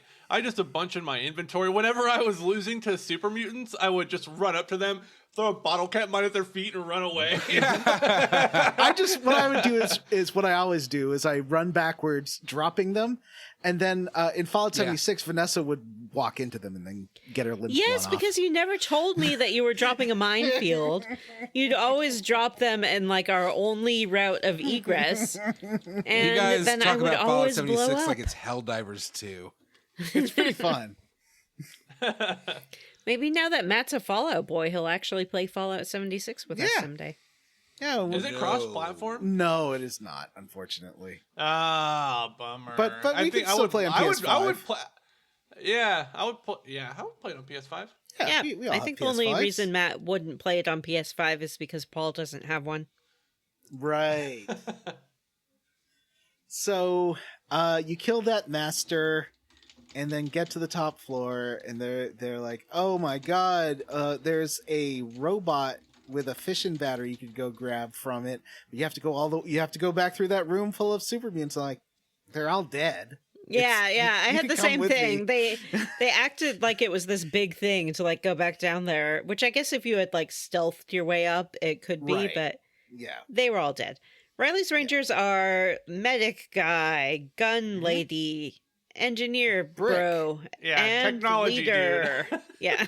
Leader man. Technology bro died somehow during my exit from there, and I was doing such a good job. After you gave him the battery? Yeah, after I gave him the battery, he fixed the elevator, but then I guess that's why no one follows you, because he needs to be. There's there still to so fix- many goddamn super mutants after Well, you So leave yeah, there. you get There's the still battery. so much combat. You get the battery, and you take it back to them, and everybody goes down to the first floor of the hotel, and it's suddenly swarmed with a new batch of super mutants. I had two of Riley's Rangers die here. Oh, wow. And I was really pissed off about it. I think the doctor's Lady the only one that Ranger? survived. Oh, okay. So when I talked to Riley's Rangers at the top, they're like, "Oh, wow! So are you the scout for Riley's advanced team?" And I'm like, "No, it's just me." And they're a little bummed by that, but they're like, "So what did Riley tell you to do?" I'm like, "Who's Riley?" Yeah. I'm like, "Oh, well, you'll meet her later." And so you lead them through the lobby. There's a big shootout there, and then they go on their way. When I get to the Rangers hideout, which is kind of on the far east side of the map, Riley's talked to me like she knew me. She's like, "Oh, wow, it's so great to see you. Thanks again for all the help. And I couldn't have done this without you." I was like, "We've never met. Yeah, that's You were in funny. a coma last time we talked," which is not talking. If you go talk to her after rescuing them, she gives you a dongle that will record Dingle every new dangle location that you discover, and she'll pay you 30 caps per location. She Oh, I gave me never went 800 back to her. caps. I forgot. She gave me so many caps just right away. Yeah, Yeah. she gave me like 300 caps just at the start here, but then I forgot. I never went back. That's a bummer. I mean, I didn't really need it at that point. Yep. Jim, do you want to talk about the guy you met in the alley on the way to Riley's Rangers? Oh yeah. Oh, so was like this when I the was guy on the speaker? Because I heard yeah, him. so there was a guy on the PA talking about like how something was. I think he's talking about like how something's gonna get bathed He's in talking fire, about or worms and he's talking about he's just talking about a bunch of stuff, just yelling over the PA. And I ran into this guy. I saw like a friendly HUD marker. And so I followed it to this guy who's in the alley, and he stopped me and he's like, "We need to make this guy shut up. I can't stand it anymore. He's gotta shut up." And he's like, "I know where he is." He's like, "But I know if I go through this alley to get to him, I'm gonna blow up because I know the whole thing is booby trapped." And I convinced him with my speech powers. I'm like, "No, it's fine. You're gonna be fine if you go through there." And he's like, "You know what? You seem like you know what you're talking about. I'm going to trust you." And so he runs into the alley, and the whole thing immediately erupts in a giant explosion. Like it's a massive explosion. do you lose karma? And like his no, I didn't good. lose any karma. And I went to find his body so I could loot him, and it was in so many little chunks. Like I ran into one on accident. It was so funny. Loved it. And after that, I don't think there is a PA guy you can find because he stops broadcasting after that. I think it's just He might have built for blown that up. whole encounter. I think he's blown up as well because I found PA guy by Oh, okay. sneaking into the alley. You have to really? be totally stealth because if he sees you, he'll blow up the alley. He's just like in a building that you can't really access, but he's on a little ledge and you can shoot him in the head. If you like get him with one shot, then he can't blow anything up. And then I went to go talk to the guy at the entrance to the alley and he just goes, "It's so quiet." So you never found out what his deal is? Like you can't talk to him and be like, No, "What you can't talk talking to about?" him. He just Oh. he's I think he's just a crazy guy that got a hold of a PA and he just can't stop talking Yeah. into it. And if you It's go down pretty that funny. alley, it's full of mines and mini nukes. There's like a few mini nukes that you can pick up. The whole thing is like that explosion was the biggest one I've seen in this entire game. With the exception of Megaton, I guess, if you choose to One thing detonate Megaton. I really enjoy in this game is getting the different factions to fight each other. Like here, I had the Talon mercenaries come up to me and call me goody two shoes. And I'm like, "Bring it. Fucking bring it, buddy. I have my combat shotgun. You're 3 feet away from me. You're going to be red paste. Like, what are you doing?" So I killed. But after killing that first guy that came to talk to me at the metro station, I just like hid around a corner while all the super mutants were shooting it out with all the Talon mercenaries. Oh, that was a lot of fun. Mm. It does make like the that. world seem a little bit more vibrant, I think, that you Yeah. have Yeah. factions that don't like each other. Yeah, I ran agree. into some outcast, I think they're from the DLC, Outcast Brotherhood people fighting some Rangers. They had really cool armor. It's I very don't think they're Warhammer-y. DLC. I think they're in the They're base not. game. Yeah, Oh, they're okay. not DLC because I ran into them as well, and I did not buy any of the DLC. Okay, cool. They're just, I like that. brotherhoods who ain't into Apostates. what's going on. Yep. All right, so we have one more side quest to talk about, and it's called Those. Those. Which we did not, on the last episode, we did not mention this, but we decided that we would talk about it because we had all done it. Mm-hmm. And Well, can we talk about what this is in a reference to? Them. The quest name? Them. Yeah, them. The old sci-fi B movie. Yes, with the ants filmed in like super macro lenses. yeah, yeah. It is. It is a hard movie to watch. I mean, is there now. there's a Mystery Science Theater 3000 episode of this, right? Am I wrong? I know there's one They of like did. I don't think they lizards. did this, but they did Giant Spider Invasion, Oh, which is okay. similar. Yeah, it's similar. That sounds like your worst nightmare, Jim. The spiders are so terrible in that it's actually really funny. they're like these big, terrible looking puppets. It's awful. I know they had one where it was just a lizard walking around. It's just footage of a lizard. Yeah. Oh, yeah. What's the one where there's just like a lizard guy in a pharmacy and he's just like there's like 5 minutes of him just knocking stuff off the shelves. In It's not the one that's like pharmacy and, what or something. It's got a name like that. something like that. Yeah, Yeah. I think. So those, we'll be kind of wandering around, and we're approached by a little boy named Brian Wilkes. Yay! And Brian lets It's us a weird thing know to cheer. that's I just like this quest a lot. he's from Grey Ditch, and he's real worried about his dad and wants our help finding his Yay! dad. And I told him, bitch, I have my own father to find. Like, how about you find my Wow. dad? How about that? And that's the end of the quest for Vanessa. That's the end of the quest. Did you really not do this? No, I did it. Okay. There are a bunch of fire ants around. I don't remember what they're called. What are they called? Just Fire fire ants. ants. Fire ants. And they are literally giant ants that breathe fire, which is pretty funny, but also really fucking annoying. Yeah. So, I went to his parents' house, which is like a foot away. I feel like he was just standing there. He was just standing there in front of the diner. And he's like, the ants are attacking me. But the ant was just like at his feet, just walking around. It didn't seem to really be Yeah, attacking and then he him. goes and he hides in this, like, Pulowski personal shelter. Yeah, those are so funny. They're all over the place. Yeah. I never really paid attention to them until he got into one. And then I started opening them all. And they do tend to have, like, Nuka Stim Quantums packs and Stim Packs and ammo. And You can usually find a skeleton in them, which makes me think And they a were not skeleton. very effective. No, Yeah. of course not. Yeah. So his dad is surrounded by a bunch of bugs, and he's sleeping. He's sleeping. Yeah, he's just taken dead. There's nothing you can do about it. Mm-hmm. There's a lot of goodies in this shack, though. Oh both yeah, so much quest relevant 5.56 and ammo, otherwise. which is good for that special Yeah. assault rifle I got. Mm-hmm. And Yeah. I think I actually looted my first assault rifle from his corpse. He has a Chinese assault rifle Yeah. on him. Yeah. yeah. Mhm. I already had the special one. So I then I've been taking fire nectar because it gives you like a boost to strength and agility and plus 25 get fire resistance, Yeah. which is really Yeah, useful. almost need it. I You do need it. You do need it. I didn't feel like I needed it because I just never let him get that close to me. But I will say those fire nectars were worth a lot of money, and I had a lot when this quest was over. So that was nice. I sold all of them. Aw, look, the cat needs to leave the room.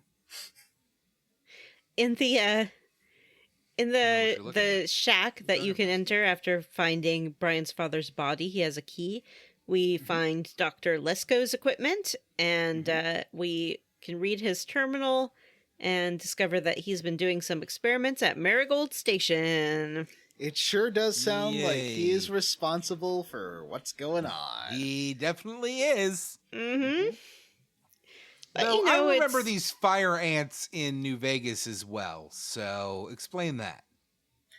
Were they fire ant? I don't know if maybe I Dr. remember Lasko ants hooked in up. New Vegas. Yeah, there's regular ants for sure. I don't remember. them being- No, well, they have. I don't remember them being fire ants, but I do remember them being really big ants. Yeah. Yeah. Was Yeah. there another fire? They were like breathing around enemy that in drive-in New Vegas? character. Or Yeah, that the drive-in area. geckos.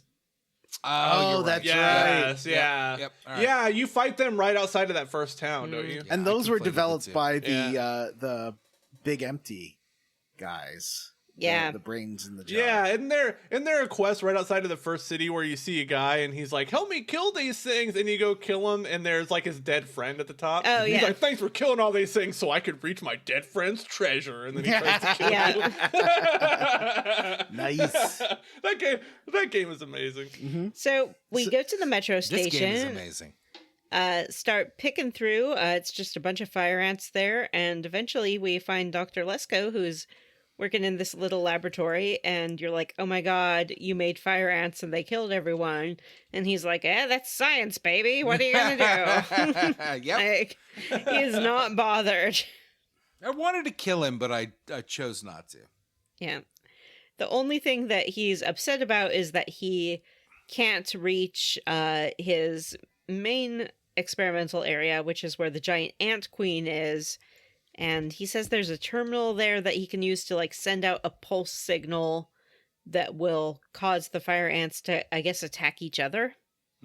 I was mixing this quest up with I guess it was a Fallout 4 quest with the ant lady and the other guy? No, that is that's- in this game, and we will That is in do this that. game? Oh, I'm okay. sorry, Okay. you're referring to the ant agonizer. Yeah. Yes. Oh yeah. We'll be talking about that in this season. So let's put that in our pocket. We will for Okay. sure talk about the ant agonizer. So we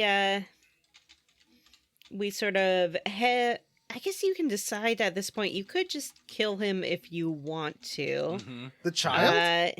Why? he wants No, us- the scientist. Yeah. But he wants us to go and, I guess, kill the 5 guardians that are Yes. protecting I this did queen. find the Brandines, Mr. Brandine. I found his body, and he had a really good weapon on him too. I remember. I can't remember what it was, and some other like unique items. Oh, yeah, that's his assistant, I think, who was killed. Yeah, he was the soldier guy who Oh, was. yeah. You could tell he was a mean drunk because his house, like his daughter, was friends with the kid, and he was just like he said he was shouty and angry, and his dad said because he had some kind of like PTSD, and his house is full of booze. We can also sort of convince the scientist if our speech is very high or a science. I mean, you just that- described what my house looks like, and I'm a little. You're not an ex-soldier. You're right. I have less of an excuse. He did play Final Fantasy VII, so maybe. all yeah, caps. maybe we're all ex-soldiers. Zach Matt sort of believes he's Zach sometimes. Yeah. He does. Matt does come dangerously close to murder a lot. Yep, it's true. That's true. And then we're all like, "Oh, that's just Matt being mad again." Let's not talk to him about it. Let's just move on. Yeah. Yeah.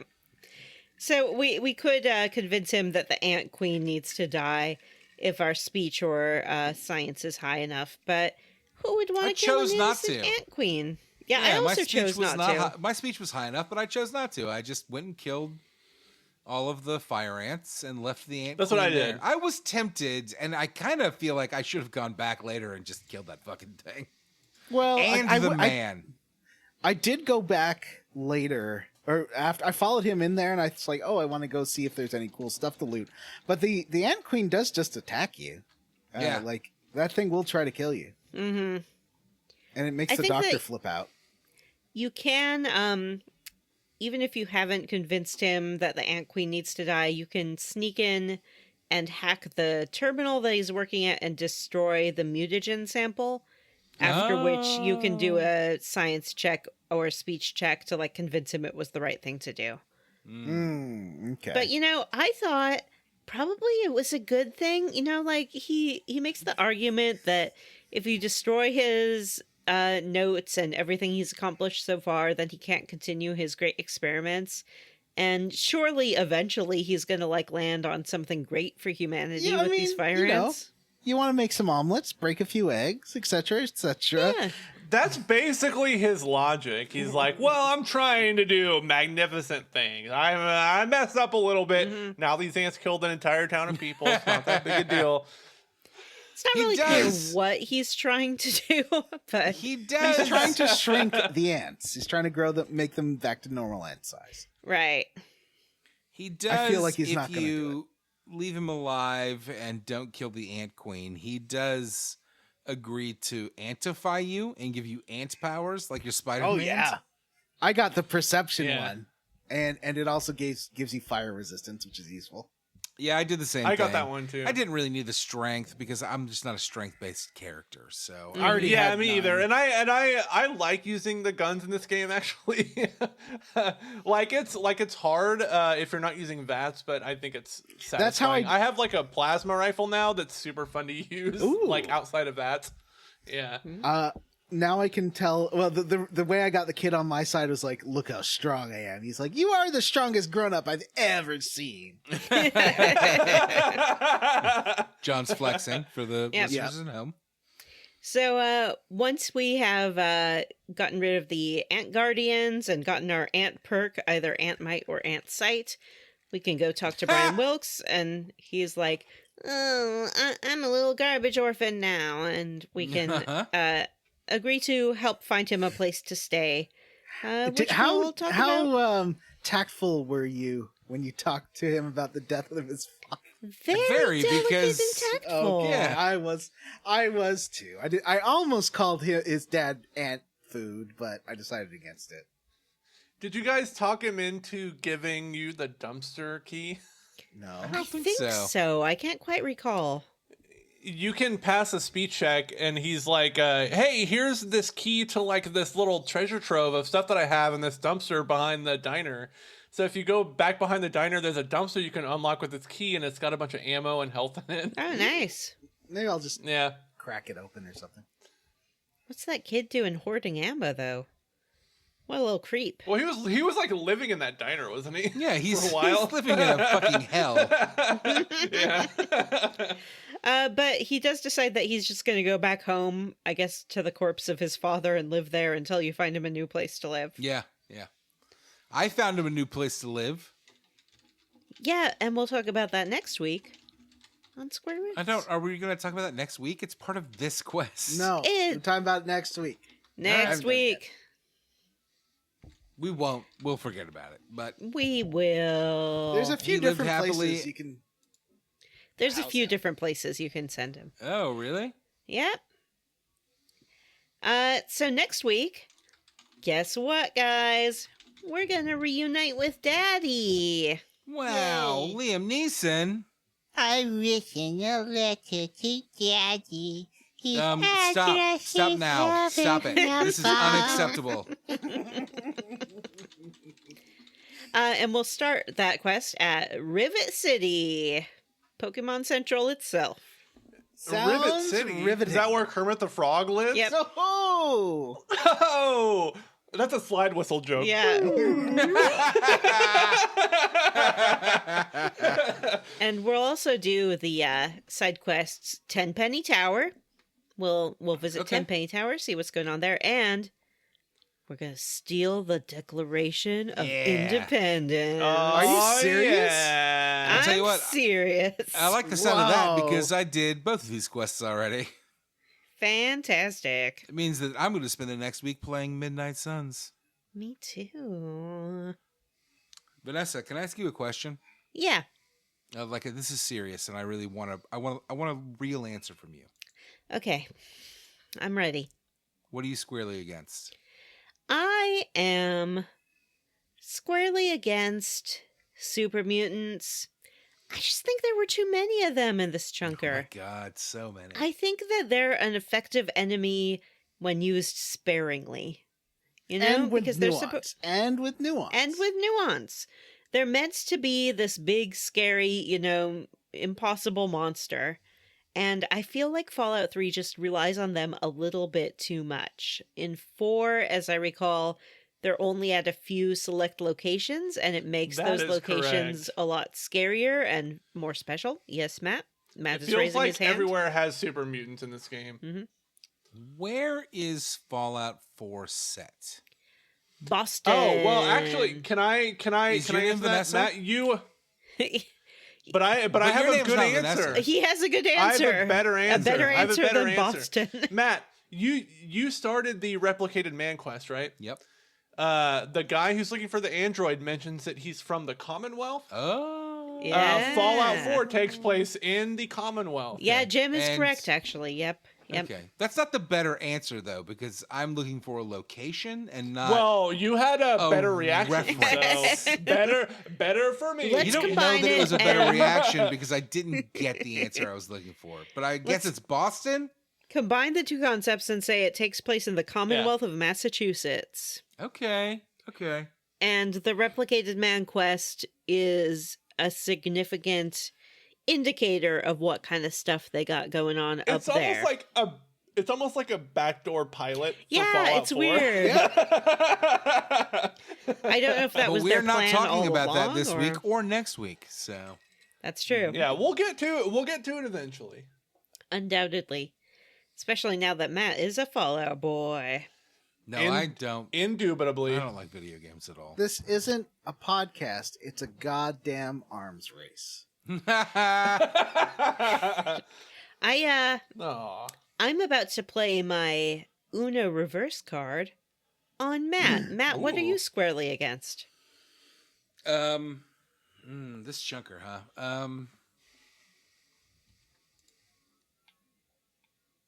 I love Three Dog. I'm roundly for Three Dog. Three Dog's fucking delightful. What a fun character. He's very silly. And I appreciated all of the dialogue. I liked the voice actor a lot. I don't know the voice actor's name, but I enjoyed it. It was fun. And I came to it a little weird and a little late, where he was like, I'll tell you where your daddy is. And I was like, I already know, you fucking idiot. But I still helped him out anyway, because he wanted me to fight the good fight. And I want to fight the good fight because I'm the nastiest hero on in DC, I guess. Yeah. I did sort of make fun of Three Dog a little bit, but I do like him as well as a character. I like that he is noble and good, because those characters are few and far between in Fallout games. And he's just like an authentically pure person, and he's an artist at the same time, and he's using art to reach people, which I think is great. Can I offer an alternative opinion on Three Dog? Yes. Please do. I think Three Dog's a boring character. I think he's kind of a stereotypical radio, like pirate radio, underground radio, like rebel radio guy. And I wish there was just like a little bit more dimension to his character. Like maybe you can go into his bedroom and he has a bunch of weird porn in there or something, or like something embarrassing or weird about his character. I wish if they would have thrown that in, it would have like made his character a lot more colorful. I think he's kind of one note a little bit. But I mean, he's fun, but like I don't feel like there was anything super special about his character. Other than the fact that he's delightful and fun to talk to. I will say, the one thing that bothered me about Three Dog is that he talks about how everybody should fight the big fight or the good fight or whatever, but he is just a radio DJ who is protected by the fucking Brotherhood. Yeah, he's also not doing anything. Yeah, he's not doing anything. He's broadcasting, which is great, but also like, how dare you tell me to go fight the good fight when you're sitting in your fucking comfy building? You can tell him those exact words, though. But Matt, Yeah, I think you can. And Yeah. what's his response? that's He's like, what well- we do. Yeah, he's like, I'm not a good fighter. I'd get killed immediately. This is the best I can do. And I do feel like I can reach more people this way than just getting shot out in an alleyway. I was like, oh, Yeah. John called me out. That's fair. We're All right, not well, good anyway, fighters, and we I make a podcast. specifically said that I'm roundly for Three Dog. I like him a lot. He's a good character. Johnny, what are you squarely against? I am. I'm roundly for the quest. That was a lot of fun. I had a good time doing it, and I also did the mole rats quest, but I'm too high level now, so mole rats weren't spawning anymore. But there is the tepid sewers, which is like a quest location. If you select the quest, it can lead you there, and that will always have mole rats in it. And so I did get to kill the 10 mole rats, and that's just a fun little dungeon. Like, it's just the perfect length of a little 10-minute dungeon. Fun. Now, hang on. Filled Is with that the raiders. Myra quest where she gives you the stick? Yep. Yeah, she's like, I think this will drive them away. I'm like, well, it did make them exexplode into a gajillion pieces, so that kind of drove them away. It just makes them explode. I asked her to make it a version that'll work on humans, and she got upset by that. She didn't like that idea. But it's a great quest. I had a lot of fun. Yeah. Roundly 4. Yay. Now you ask Jim what he's... Oh, I talked about Three Dog. Yeah. Okay. He's squarely against Three Dog. Yeah, I guess so. Harsh. All right. Well, Vanessa, what's our Patreon? Oh, I was Hey, gonna are we maybe gonna read an email. Ron's email this week? We have emails not just from Ron. We have emails like way going back further than that. I found that we have not been reading, and so I very much apologize for that. I'm going to read an email from Marcus this week, and we'll get to Ron's eventually. So, Ron, if you're listening, and I know you are, Just keep hanging in there, bud. We read your YouTube comments. Don't worry. Here's an email from Marcus. Marcus says, "Where's the beef? Been listening to y'all's Final Fantasy playthrough. Haven't started mine yet. From your descriptions, it sounds like a bunch of mini-games and open-world nonsense. I really hope it's not a drag. Can't wait to hear your final impressions." Oh no! P.S. Oh no! P.S. Marcus, Johnny, have you seen the latest episode of Delicious in Dungeon? I think there Not was yet. some major Senshi eye candy for you. Ooh. No, I'm a few episodes behind, I think. I don't know, actually. I might have. Because there is upskirt shots of Senshi that I really like. The lady who designed it makes it very cute. So was there, this is a great question, was there a meaty, beefy center to Final Fantasy VII Rebirth? Well, Jim seems to be going off the beef. He's not into the beef as much as he was. I'd say I don't think the story is sitting well with me, but I still think the gameplay and the combat are very good. if you like the world and you like the combat from Remake, you'll still have fun. It's just too long. I don't Yeah. think I would have finished it if we had not played it for the podcast. It feels like it's a very elongated remake of Disc 2 of the original game. Like super expanded upon. I If don't. A that's lot your of people in thing, the Facebook great. comments said that this game didn't even finish disc 1. No way. I think Where they're does Disc right. 2? I think Is Disc that 2 is right? like the stuff with the spaceship and Cloud in the live stream and the wheelchair and all that. Oh shit, I think you're right. Don't jump up there. Weren't those games often sort of like not evenly split between 1 and 2, though? I feel like it's common for Disc 1 to be bigger and then Disc 2 just has like maybe a third. And Disc 3 is pretty much the like the last bit of the game, like all the ending cinematics and all that. Disc Yeah. 3 is when the meteor is right over. Oh, yeah, that's right. Here's one more email. It's from Jared, and it says, "I was a kid once."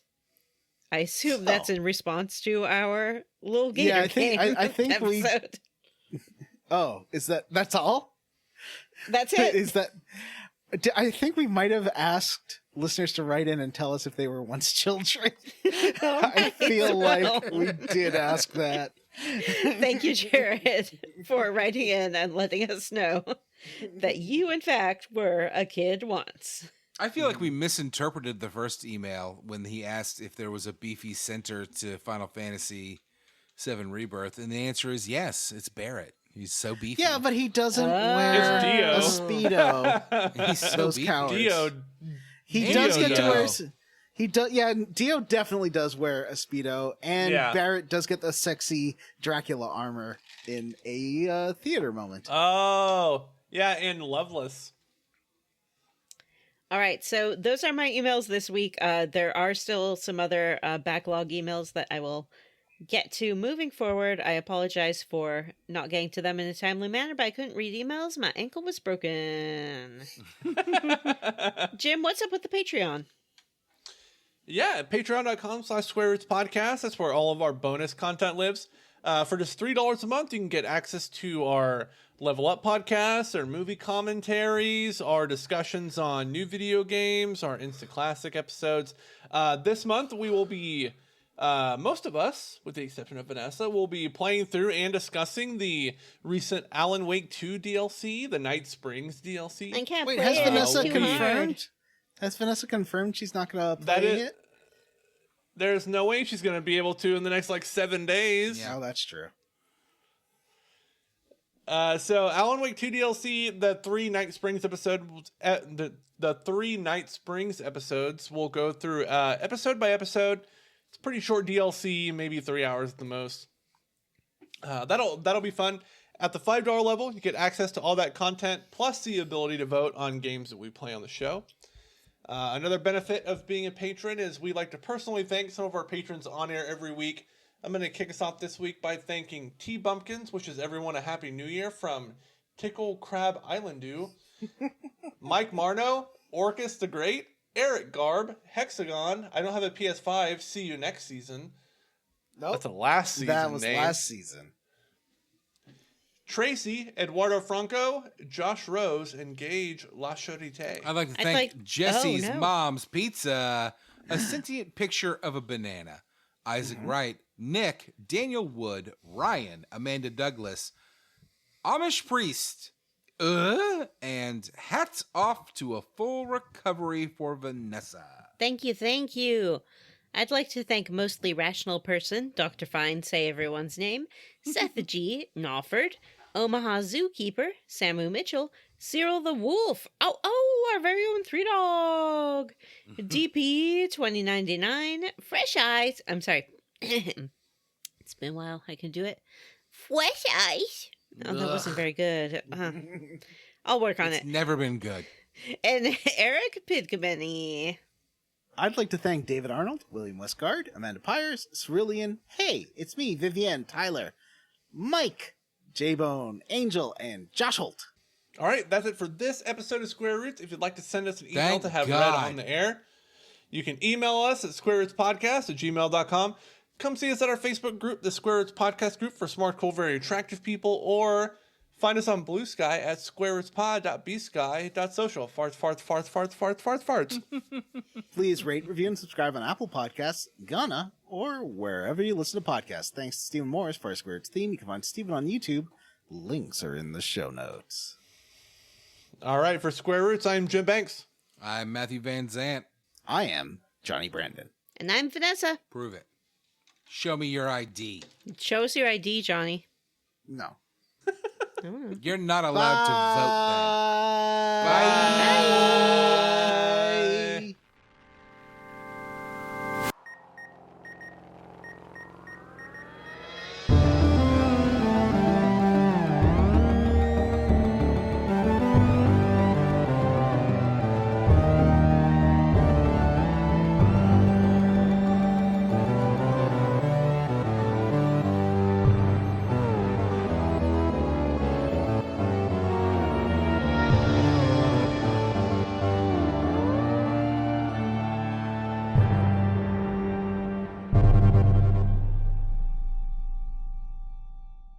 The engine from the fuck you, John. I'll cut your fucking head off.